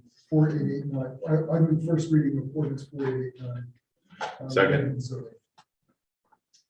Motion and second for ordinance 4889 related to the rezone. Discussion. All in favor? Aye. Two will vote aye. That motion carries. An ordinance of the city council of the city of Ellensburg, Washington, relating to zoning and amending title 15 of the Ellensburg City Code by changing the zoning classification of certain property within the city of Ellensburg from supplemental public reserve PR to industrial like IL. Okay, thank you. So we are at item 8B, the public hearing. Well, we have another script. The purpose of this legislative hearing is for the city council to consider first reading of an ordinance to amend portions of the Ellensburg City Code pertaining to signs. The public hearing is now open. I ask for your cooperation and follow procedure. Everyone will be given an opportunity to be heard. The city clerk will be making a recording of the proceedings. I will first recognize requests to testify from anyone attending this hearing in person, followed by any persons attending remotely via Zoom. If you wish to participate virtually via Zoom, you must raise your virtual hand on the Zoom meeting screen and press *9 if you are connected by telephone, and wait until I have recognized your request and you have been unmuted. When you are invited to speak, begin by stating your name and address and indicate whether you are speaking for yourself or individually or as a spokesperson for a certain group or both. Speak slowly and clearly. Only one person will be allowed to speak at a time. Any questions of staff are to be directed through the council. Before we hear from the audience, is there a staff report to be presented? There is. Madam Mayor, members of council, Jamie Ailing with Community Development. Thank you. This public hearing is for the consideration of the amendments of Title III of the sign code. It's kind of a cause and effect. Because we're adopting land development code, it has effect on the sign ordinance. We're not looking for substantive changes to the sign code. It's just strictly to remove reference from the commercial tourist zone that will be going away and being merged in with the commercial highway zoning district, and then adding reference to the two new mixed use zones that will be added. It's basically the extent of the changes to this to Title III of the sign code, and we are required to have a public hearing for this, and that's the information. I have attached a copy of the ordinance with the strikeouts in your packet, and I can stand for any questions. The floor is open to testimony from the public. Each person will have an opportunity to address city council for an initial period of not to exceed 5 minutes. If more time is needed, it will be made available after everyone has had an opportunity to speak. Is there anyone who would like to speak? No one in the audience. I see no one online. So we will move on. Does staff have anything to add? I have nothing additional.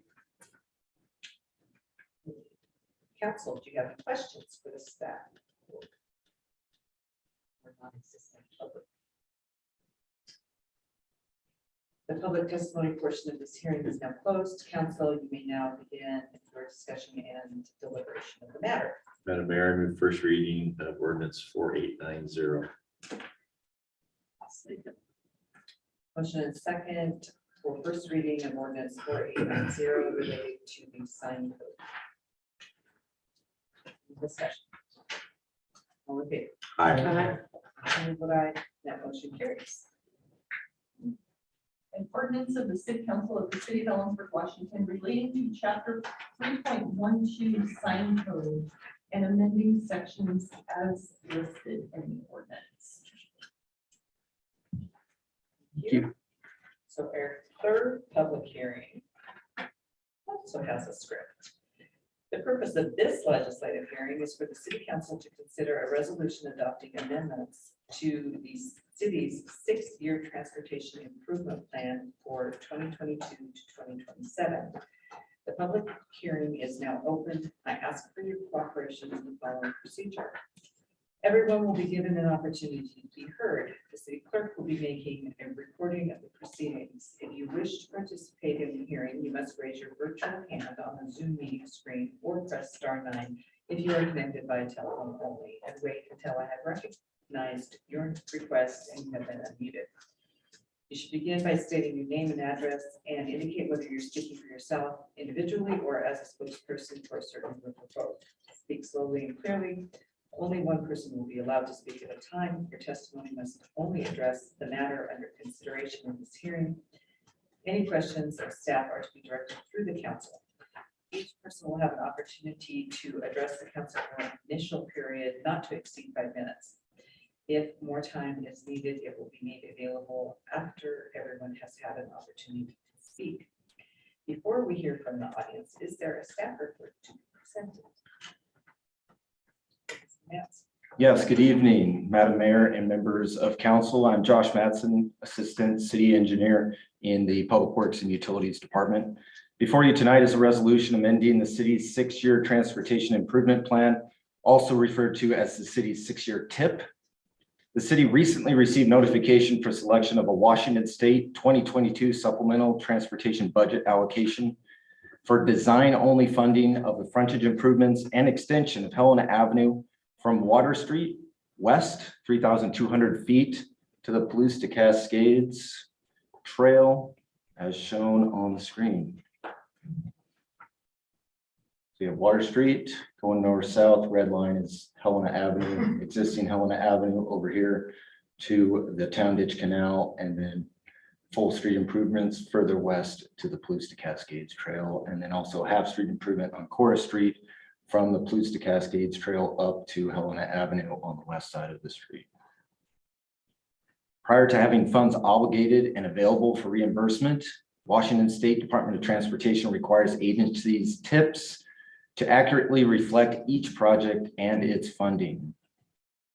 On the TIP project number 60, Helena Avenue Improvements and Extension, that project will be revised to Helena Avenue Improvements with a secured design funding allocation updated to show $450,000 from the Washington State budget allocation. The project is planned for engineering design this year, followed by construction in 2027. Other changes to the TIP include updating the Helena Avenue Extension project, that's TIP project number 61, which is from the Palouse to Cascades Trail to Dry Creek Road. This also includes the Cora Street Extension project from Helena Avenue to Bender Road as TIP project number 62. Funding for both of these projects is potential and not secured at this time. However, with these two projects included in the TIP, it will be easier for staff to pursue funding as opportunities become available. Finally, staff recommends council consider the resolution to amend the 6-year TIP on page 177 of your agenda packet, and to authorize the mayor and staff to execute any and all necessary Washington State 2022 supplemental transportation budget allocation paperwork associated with the Helena Avenue Improvements Project. Thank you. The floor is open to testimony from the public. Each person will have an opportunity to address the council for an initial period not to exceed 5 minutes. If more time is needed, it will be made available after everyone has had an opportunity to speak. Is there anyone in the audience who would like to speak on this matter?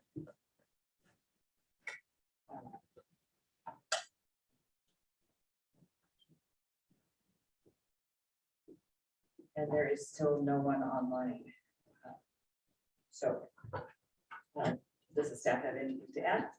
Nothing to add. Are there, let's see. Council, do you have any questions, staff? Seeing none, the public testimony portion of this hearing is now closed.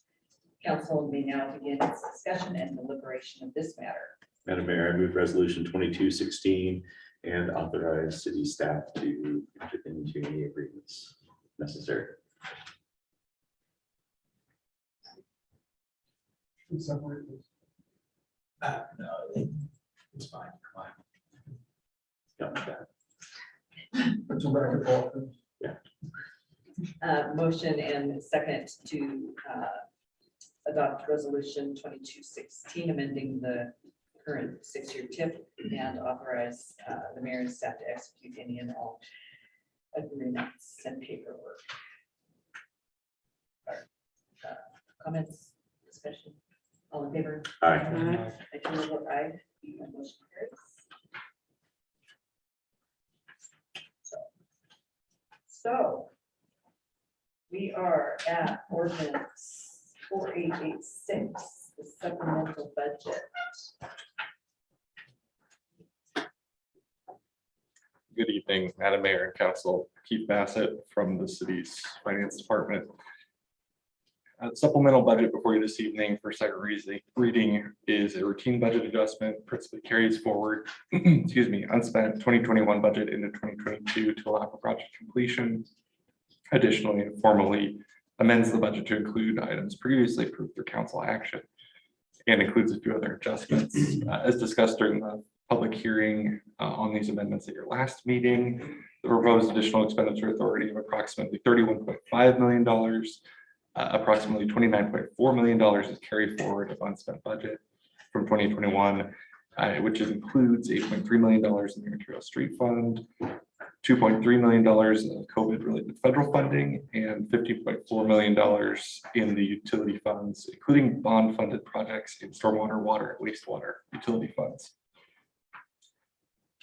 Other items approved through council action since the mid-biennium review supplemental budget was adopted in December 2021 and require formal budget adoption.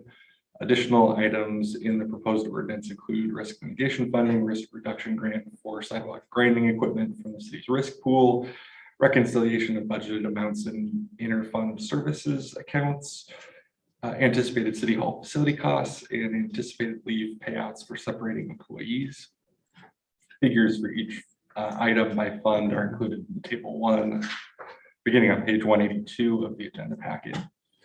And the cumulative effect of the proposed ordinance increases budgeted 2022 expenditures by approximately $31.5 million, revenue by approximately $22.2 million, budgeted beginning fund balance by approximately $19.3 million, and the effects of the amendments on the budget of 2022 ending fund balance is an increase of $9.9 million.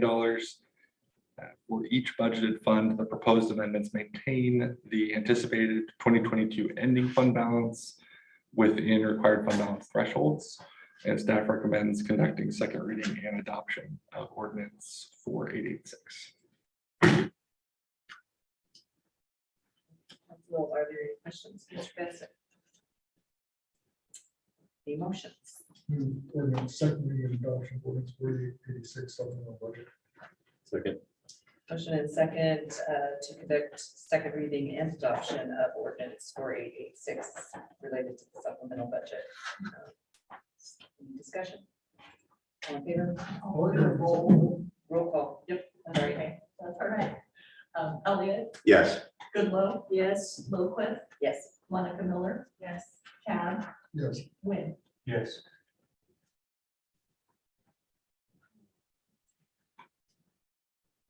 An ordinance amending the 2021-2022 biennial budget of the city of Ellensburg as set forth in ordinance number 4864 and previously amended as set forth in ordinance 4875 and ordinance number 4881 to adjust appropriations in the city's funds. Thank you.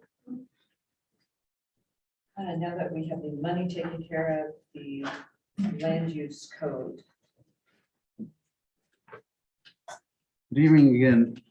Mayor, members of council, Jamie Ailing again with Community Development. And what I bring before you is the second reading and adoption of ordinance 4877. As you can recall from the previous meeting on May 2nd, this was brought forward. The Land Development Code amendments. In summary, the ordinance will add 2 new mixed-use zones, a regional scale and a neighborhood scale. It will eliminate the commercial tourist zone and combine it with the commercial highway zoning districts. It will amend the zoning map in several areas of the city to correspond with the changing nature of neighborhoods and also to more accurately align with actual uses on various sites. It will revise land use charts to accommodate for uses that staff identified as more appropriate for current conditions, and revise the setback and density tables to accommodate for the 2 new mixed use zones. I would recommend approval of and conduct the second reading of 4877. Council have questions for Mr. Amy? Move second reading adoption of 4887 land development code changes. Second. We're not going to die. Motion and second for second reading and adoption of ordinance 4887 pertaining to zoning and land use regulations. All in favor? Roll call again. Sorry. Just gonna remember that. Elliot. Yes. Goodlow, Yes. Lowquist, Yes. Monica Miller. Tad, Aye. Win. Yes.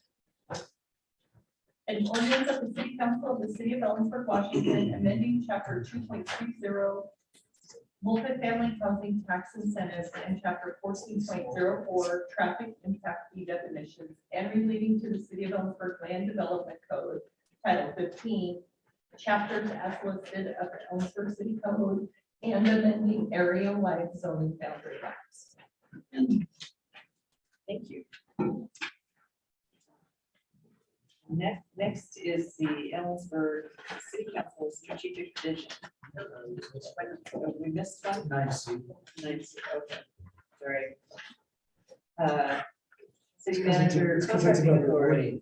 It is, You're just trying to go through. I the put a ordinances check now. mark by it, okay. All right, good evening. Again, Keith Bassett with the city's finance department. The proposed ordinance amends chapter 1.06 of the Ellensburg City Code to modify the authorities council delegates to the city manager. As discussed in the staff report before the first reading of the ordinance, the city has adopted policies and procedures to meet dual objectives of sound fiscal oversight and process efficiency related to purchasing and contracting. Costs of routine purchases regularly are exceeding the existing delegated authority, and increasing the threshold to $75,500 will better balance the city's objectives. The proposed threshold aligns with existing statutory competitive bidding requirements for public works projects and was requested by stakeholders that we find some sort of consistency and alignment between the various categories of procurements. Additionally, the proposed changes delegate authority to waive competitive bidding requirements in an emergency up to budget limits and sole source purchases and purchases involving special facilities or market conditions up to $75,500.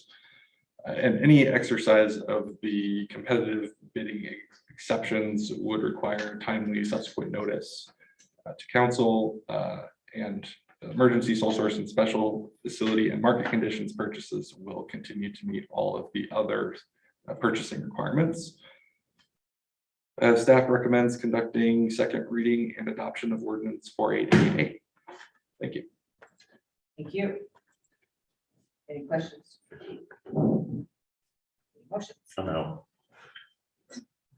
Somebody else? Wants to step up? I'll try. I move to conduct second reading and adoption of ordinance 488. Nice job. Yeah, Motion and second, team, second reading, motion and second for second reading and adoption of ordinance 4888 related to contracting authority. Discussion, all in favor? One more time with your presentation. Just give me your last one, that's okay. I always found that if you got to 8:45, you just blew that. Elliot, Yes. Goodlow, Yes. Lopez, Yes. Monica Miller, Yes. Tab, Aye. Wynn. Yes. Well, speaking of which, I think I'm required to ask if anyone wants to break at 2 hours. She has to finish. We are like. We so still close. I'll read it. Oh, I'm sorry. An ordinance of the City Council of the City of Ellensburg, Washington relating to chapter 1.06, city manager and assistant city manager, amending section 1.06.040 and adding a new section to the Ellensburg City Code entitled 1.06.045, authority to waive competitive purchasing requirements. It's a good thing I have people to keep me in line. 90, Ellensburg City Council Strategic Vision. Madam Mayor, Heidi Barron, Stornoway City Manager. We have before you a resolution adopting Ellensburg City Council Strategic Vision 2023 to 2028. On the 15th of April, the council and staff held a retreat to consider strategic questions and create shared vision for future work on strategic priorities. Traditionally, the council has adopted budget priorities, through the adopted budget process. In November of 2021, council adopted their first strategic vision, and through the retreat process, updated that strategic vision into 2023 to 2028. The vision really guides the actions of the city manager and staff as we develop a strategic plan and prepare budget proposals to address priorities and achieve these milestones. And the strategic vision is also intended to be revisited on a regular basis and revised as necessary to reflect the common vision of the Ellensburg City Council. And staff recommend that you approve the resolution. Any discussion? Had it all the other day. I would just note, as I read through it, actually sort of remembered it. But this is I don't know how we're trying to push this out. I know it's a lot of words. I mean, it's more than one page, which typically people aren't going to get to. But if the community's paying attention, this is important stuff. In terms of not just what we're adopting, but holding us and therefore staff accountable for the things that we're incorporating in these visions. And I think we lose, and I appreciated the approach that Heidi, you've taken in this. But I think we lose that at times, almost to having 4 ordinances come in front of us, conducting public hearings. But this is the crux of it, of where we hope to support this community to be, and recognize that there's effort that it's going to take to get there. So I want to thank my fellow council members for the work that went in, and staff that went into putting this back in front of us, and then I believe adopting the resolution this evening. So that's all. Seems like I think we're going to propose resolution 2217. But you had your break, so it's cool. Back. Somebody better second. Thank you. Motion and second to adopt resolution 2022-17, resolution regarding the council's strategic vision. Any discussion? All in favor? Aye. Two vote aye. I was hoping to really ask for roll call. Sorry to disappoint you. That motion carries. And the next step is an amended pay plan. Good evening, Mayor Lucas and members of council. Lisa Young, HR Director. What I have before you is an amended pay plan resolution for fiscal year 2022. On December 6, 2021, the City Council adopted Resolution 2021-36, approving the fiscal year 2022 pay plan for all positions not covered by a valid collective bargaining agreement. The Community Development Department Director position is currently vacant, and while preparing to initiate the recruitment process, Human Resources completed a targeted wage survey to ensure that the wage range will be competitive. Council has historically supported the city's efforts to attract well-qualified applicants for vacant positions. In the targeted wage study that was conducted, which will hopefully improve the likelihood of attracting qualified candidates, the review does reflect a need for upward adjustment as indicated in the resolution. For fiscal impact at step 11, which is the top step, the fiscal impact of the adjustment is $604 per month. With a target start date of July 1, the maximum base wage fiscal impact for 2022 would be $3,624. The position is expected to be filled at a lower step on the new range than was budgeted in the existing range. Adopting this resolution does not require additional 2022 expenditure authority, but should we need to offer a position higher on the wage scale due to qualifications and experience, the department's budget could absorb the expense for 2022. Staff recommends approval of the amended pay plan as presented. Thank you. Are there questions for Lisa? Motions. Resolution 2218. Motion and second for resolution 2022-18 regarding the pay plan. All discussion, all in favor? Aye. And two will vote aye, that motion carries. We are at the manager's report. Thank you, Madam Mayor. Heidi Garrett, starting way again, City Manager. Just a note of announcement on Saturday in celebration of Bike Month. There is a ride to Renslow. So it will leave Unity Park at 9 a.m. and you have options to ride to Kittitas or Renslow with a group. And there'll be bike checks and all kinds of celebratory bike activities at the park as well. So if you're not riding, there's plenty to do there with the bike giveaway and helmet fitting, bike bells, and lots more. The mayor may have more to share about that. A couple of requests from council. One is to request the council schedule a joint study session with the county commissioners. It appears that the date of June 16th at 5:30 p.m. Is the time that fits for most schedules. The exception, I believe, is council member David Miller. He wasn't available that date. And so staff would recommend at this time that council would set a study session, a joint study session with the county commissioners. Second. Motion and second to set a joint study session with the Kittitas County Board of Commissioners for Thursday, June 16th, 2022 at 5:30. Thank you. And the next request is actually to schedule a special council meeting. So I don't think there was a all in favor? Aye. You got Heidi doing it too. That's because I didn't volunteer. Yeah. Thank you. And again, the next request is to schedule a special council meeting for May 23rd. We have an agreement staff have been working on for Hope Source for the purchase of a 9th property. The closing date is scheduled for May 30th. That date cannot move. And so it was not ready by this meeting, and we're working diligently to be sure that it's ready for by the 23rd.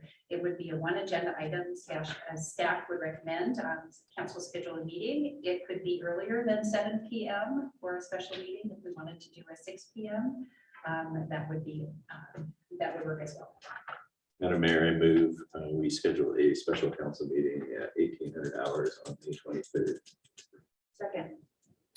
Motion and second to set a special city council meeting on Monday, May 23rd at 6 p.m.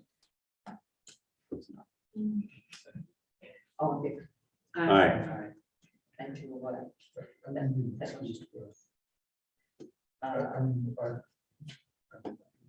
Okay.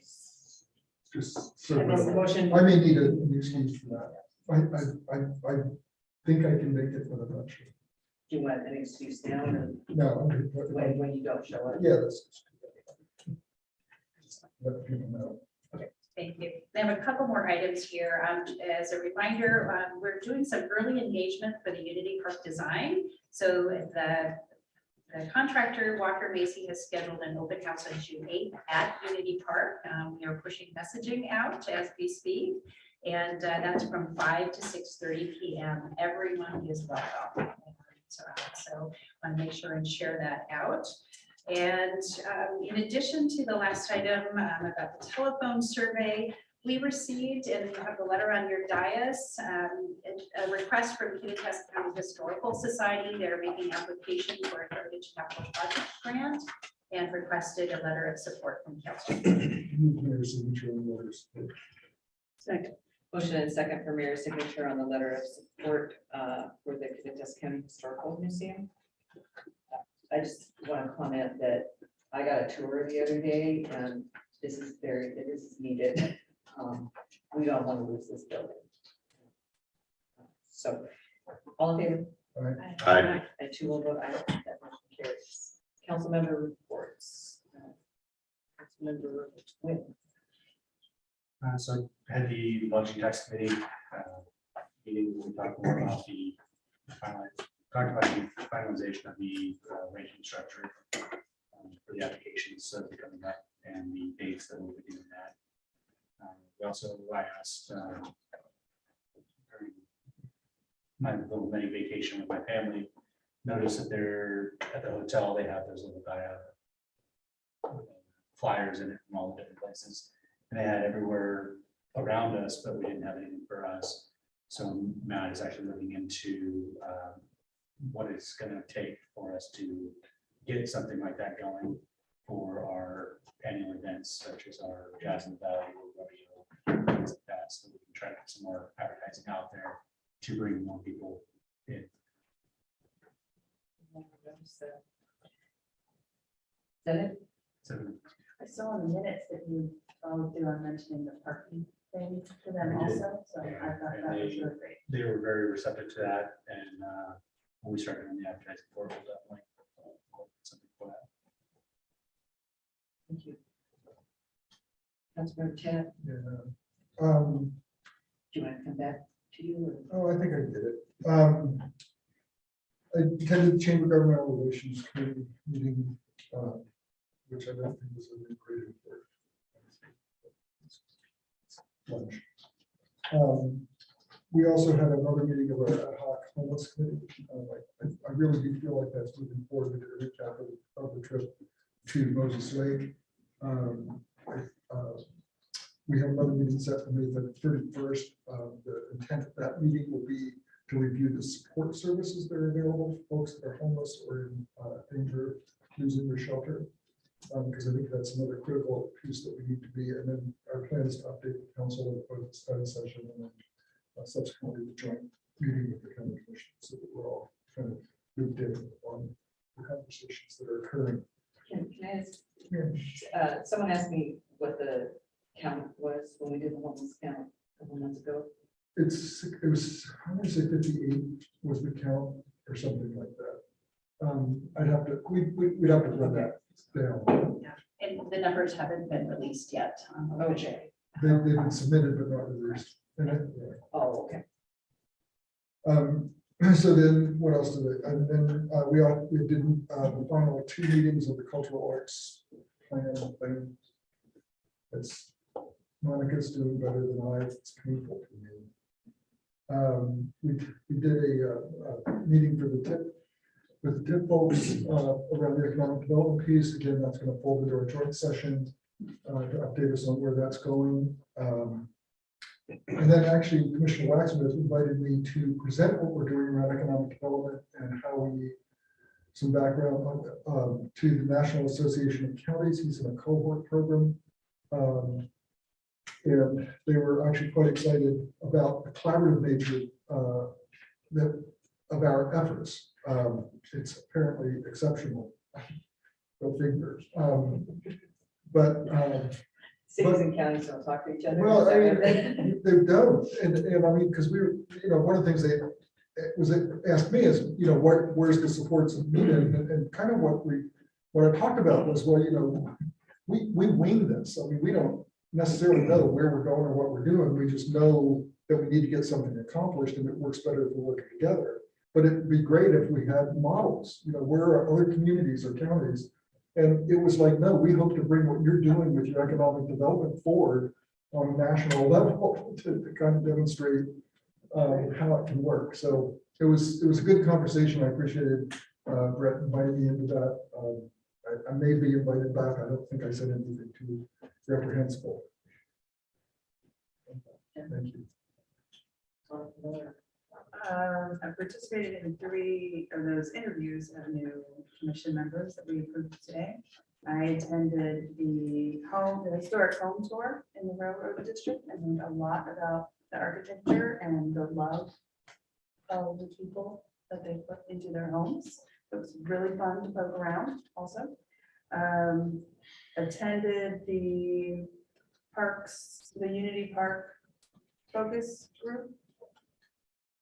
One of 3 that they held, and it was very interesting. I think the couple of things that came out was the need to identify the main outcomes and purposes of the park, given that there are so many different interests. And I look forward to seeing how they do that.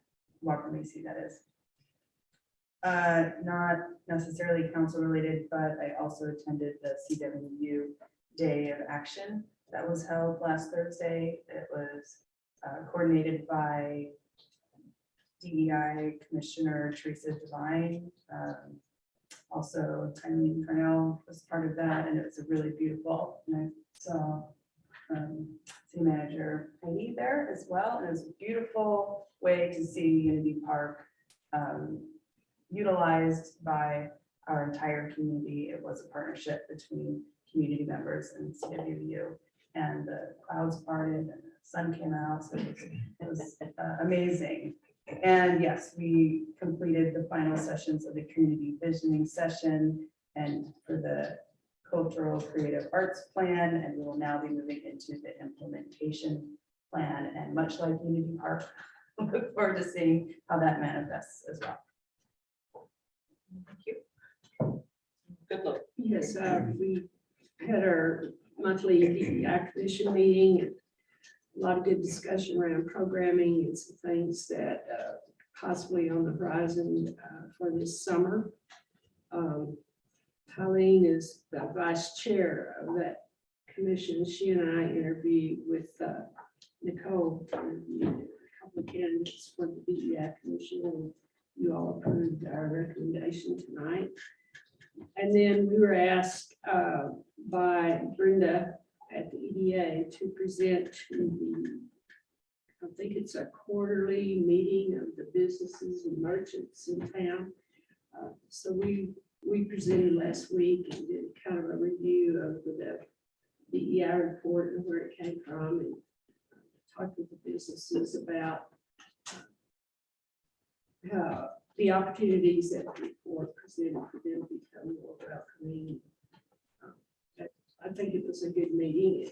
There weren't as many people there as we hoped for, but I thought it was a good start.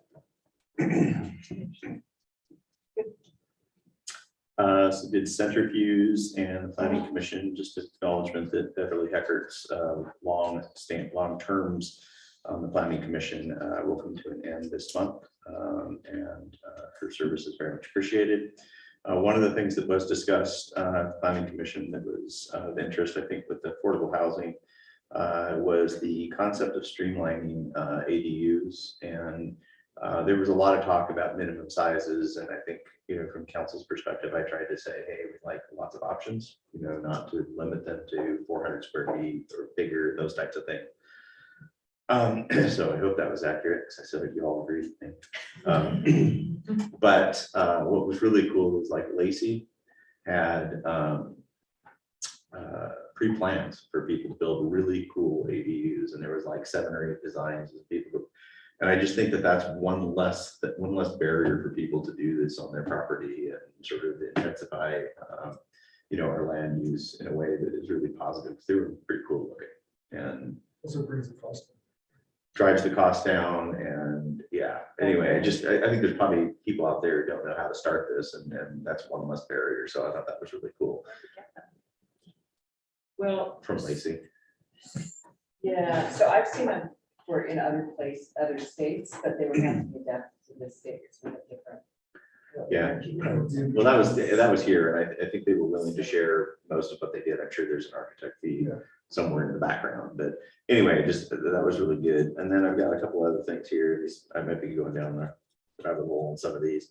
We helped facilitate a large-scale evacuation drill in Kittitas County that was funded through FEMA on Wednesday. It was actually held at Suncadia. It was Lower Kittitas County actually received the grant, but we made the choice very early in the process that the impact and the risk is much higher along the 903 corridor, Ronald Roslin, Lake Cleon. That is a place where we literally, on a bad day, could kill a couple hundred people in a wildfire. That's not exaggerated. So we hosted this drill, and hopefully this will begin to impact future land development and access and fuels mitigation work and planning for evacuation in areas of refuge. These areas are dotted all around our county. Thankfully, the city of Ellensburg, is insulated a little bit by geography from those specific types of risks. But you don't have to drive very far to get into isolated pockets of this county where that is an issue. Speaking of fire, the facilitator is a good friend of mine. He's on one of the type 1 teams, which is the high-end incident management teams, as an operations section chief. He had come off within about 24 hours off of I can't remember the name of the fire now. It's the largest of the New Mexico cider mill, or what the name of the Hermit Peak. That doesn't sound like cider mill. The fire is well over 300,000 acres. The land looks like Ellensburg, looks like Kittitas County. If you look at the topography and the vegetation, it started 3 weeks earlier than they normally would see. This is normally their fire season through about mid-June when they get their monsoons. Fire is expected to go 1 million acres. That would be over 50% of Kittitas County's land mass that they'll lose, and they're losing small communities now. There's nothing they can do to stop it. So just weather, fuel conditions, development decisions all drive those risks. I don't have very good news on the mental health front. We have a really bad example in Kittitas County of an individual who has been waiting for mental health placement for 51 days and has been effectively living in an environment that they shouldn't be living in, the hospital emergency room, for 51 days. And that's our system's broken. So, when we talk about, future uses of our 1/10 of 1%, beginning to target those just massive gaps in our system is ridiculous. Yes. Question. So I think it was a couple of years ago, a comprehensive approach us, I think it was through the city, because they were looking at putting together a house, was it 3 beds? Yes. Is there a conversation that would resurrect? Yes, those will eventually occur as the 1/10 of 1% money begins to accumulate, and we're looking at projects. Those are the kinds of projects. Is there, I guess my question is more direct to comprehensive or a provider. Yes. That blew up, not because of local support, but because of a lack of administrative support to pursue the grant dollars that were available within that agency.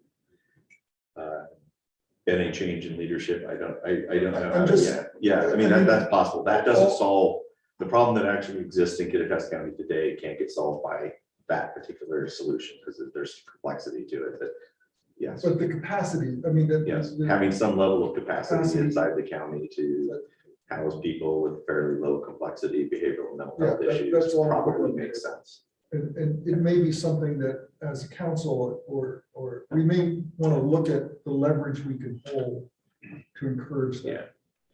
The last item, and you, Nancy, you can cut me off if I want, but I did not participate in the conversation regarding the bullying and the harassment because I didn't know really how to say what I wanted to say. And this is maybe not going to come out right, but I had a hard time struggling, trying to figure out what we were trying to accomplish as a council or the DEI commission. If our intent is to sort of give a voice to or lend support that creates an atmosphere where community members find it less acceptable and therefore sort of police these things out, you know, in their daily lives, or if employers are doing this more effectively, then, you know, that kind of makes sense. And you know, I'm not sure we're going to get there. If our intent is to change the hearts and the minds of people who don't agree with that, there's no way we do that through legislative action or, you know, I mean, and I think that there's a risk in overreaching to an extent, and that then becomes the lightning rod for you can't tell me how to think. And because, you know, I mean, I think that you know, those feelings exist. I mean, I think a lot of people, you know, find them, you know, horrible feelings, or, you know, the willingness to create those kinds of atmospheres for other people. But the reality is not everybody shares that opinion. And I just, you know, I struggle, and I get you guys do too. And, you know, it's just, I don't know where that line between, you know, doing something that actually has a positive impact and reaching too far and creating this, you know, something to rally around, you know, for people who don't agree. And so that's a statement that's not against what we're doing, and I'm not opposed to the effort. It feels like there's a fine line. I don't know where it is. And that's what I was trying to express as well, that we're not trying to tell people how to think. We're trying to make intimidation, trying to get people to recognize that intimidating tactics and bullying can cause people to kill themselves. I mean, it's not a small thing. People, there's real harm done. Agreed. So, on a happier note than Rich. Sorry about that. That's not cool. So yeah. I was able to participate in the selection of some art from the art show because Councilmember Miller was sick. So, and I just am so impressed with so many talented local artists. It was a fun process. The Airport Advisory Commission discussed the second runway and what to do with that runway that was closed, runway 725. And the choices were to either try and rebuild it, reestablish it, or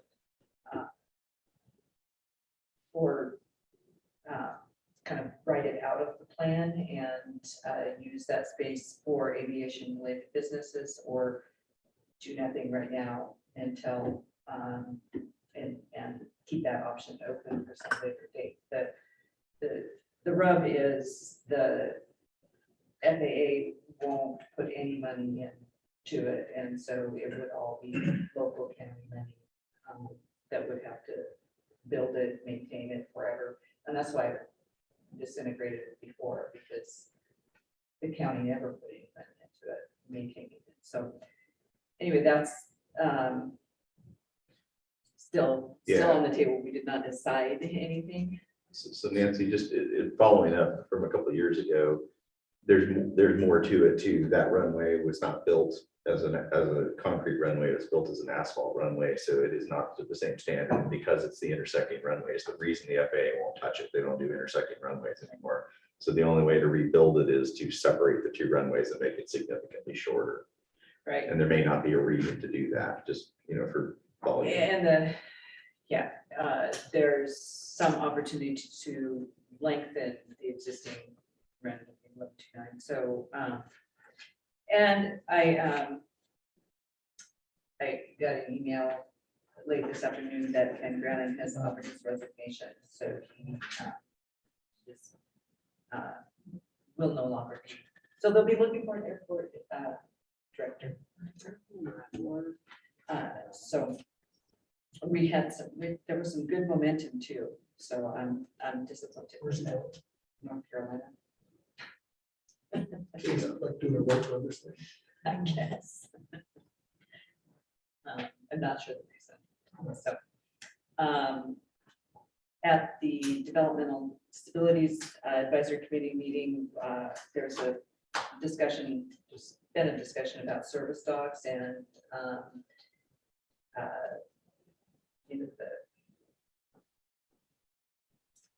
how to educate people not to pet service dogs. Essentially, and talk to them and distract them from their jobs, and for people to recognize that. So that's kind of ongoing. And I also participated in the National Day of Prayer a couple weeks ago. That's it for me, but we have an executive session to evaluate the qualifications of an applicant for public employment or to review the performance of a public employee. I don't have to read all of this, right? You should read it directly to RCW. Okay. Subject to RCW 42.30.1404, discussion by a governing body of salaries, wages, and other conditions of employment to be generally applied within the agency shall occur in a meeting open to the public. And when a governing body elects to take final action, hiring, setting salary of the individual employee or class of employees, or discharging or disciplining that employee, the action shall be taken in a meeting open to the public. And just for clarification, it's under RCW 4230.107G. Oh, that one, not that other one. Okay. So do we want a 3-minute break and then or a 5-minute break, or We'll be just going go for 10 minutes? We're doing exec for 10. I hope, Let's just do it. I hope so. Madam Mayor, are you expecting me to take any action? No action. That's right.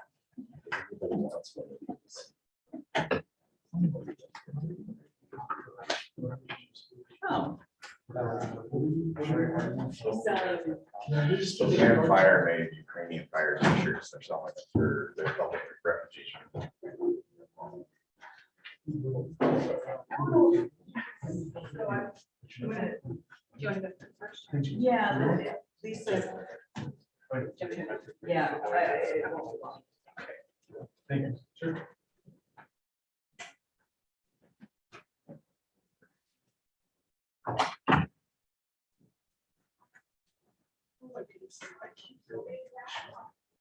I know.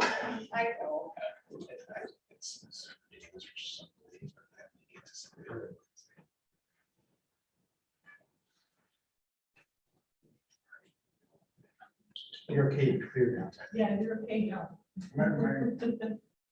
Casino name, turn off on me.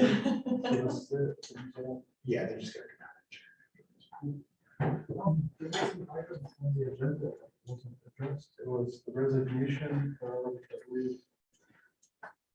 Yeah. Been reading. When it's on that consent agenda, then the consent agenda is approved as a whole. So there's no discussion about it. That's why it's the consent agenda. Why did I need to resign? It's just personal. But the people are not. Work gets to be too much, your family. Being is letter. Yeah, it's not very descriptive. Yeah. Dig into it some more. Have you contact information? For late. Yeah. It's one of our boards and commission members. I'll pop on there. Hopefully, okay. Yeah.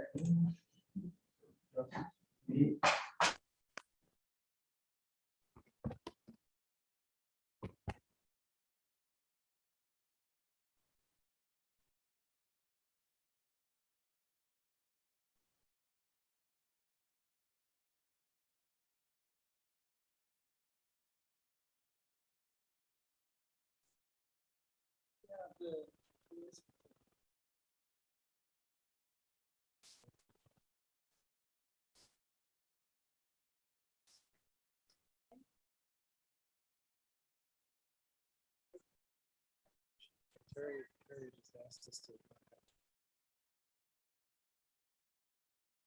Yeah, there's a lot of.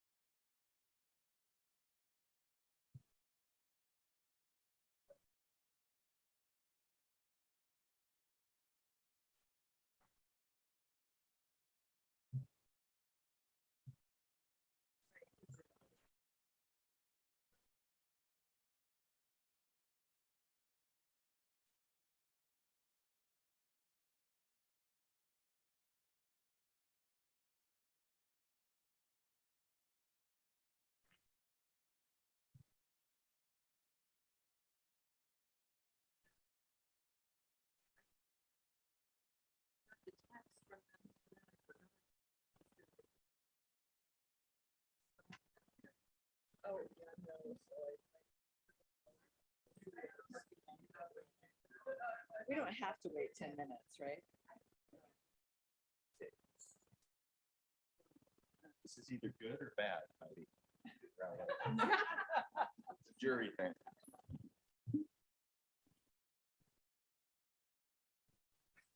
Yeah, we're done. They told us we could do that. You don't have to wait. No.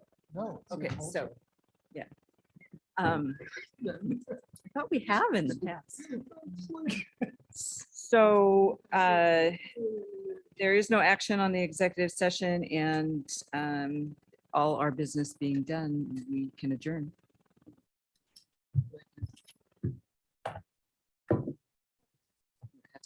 Right, that's right.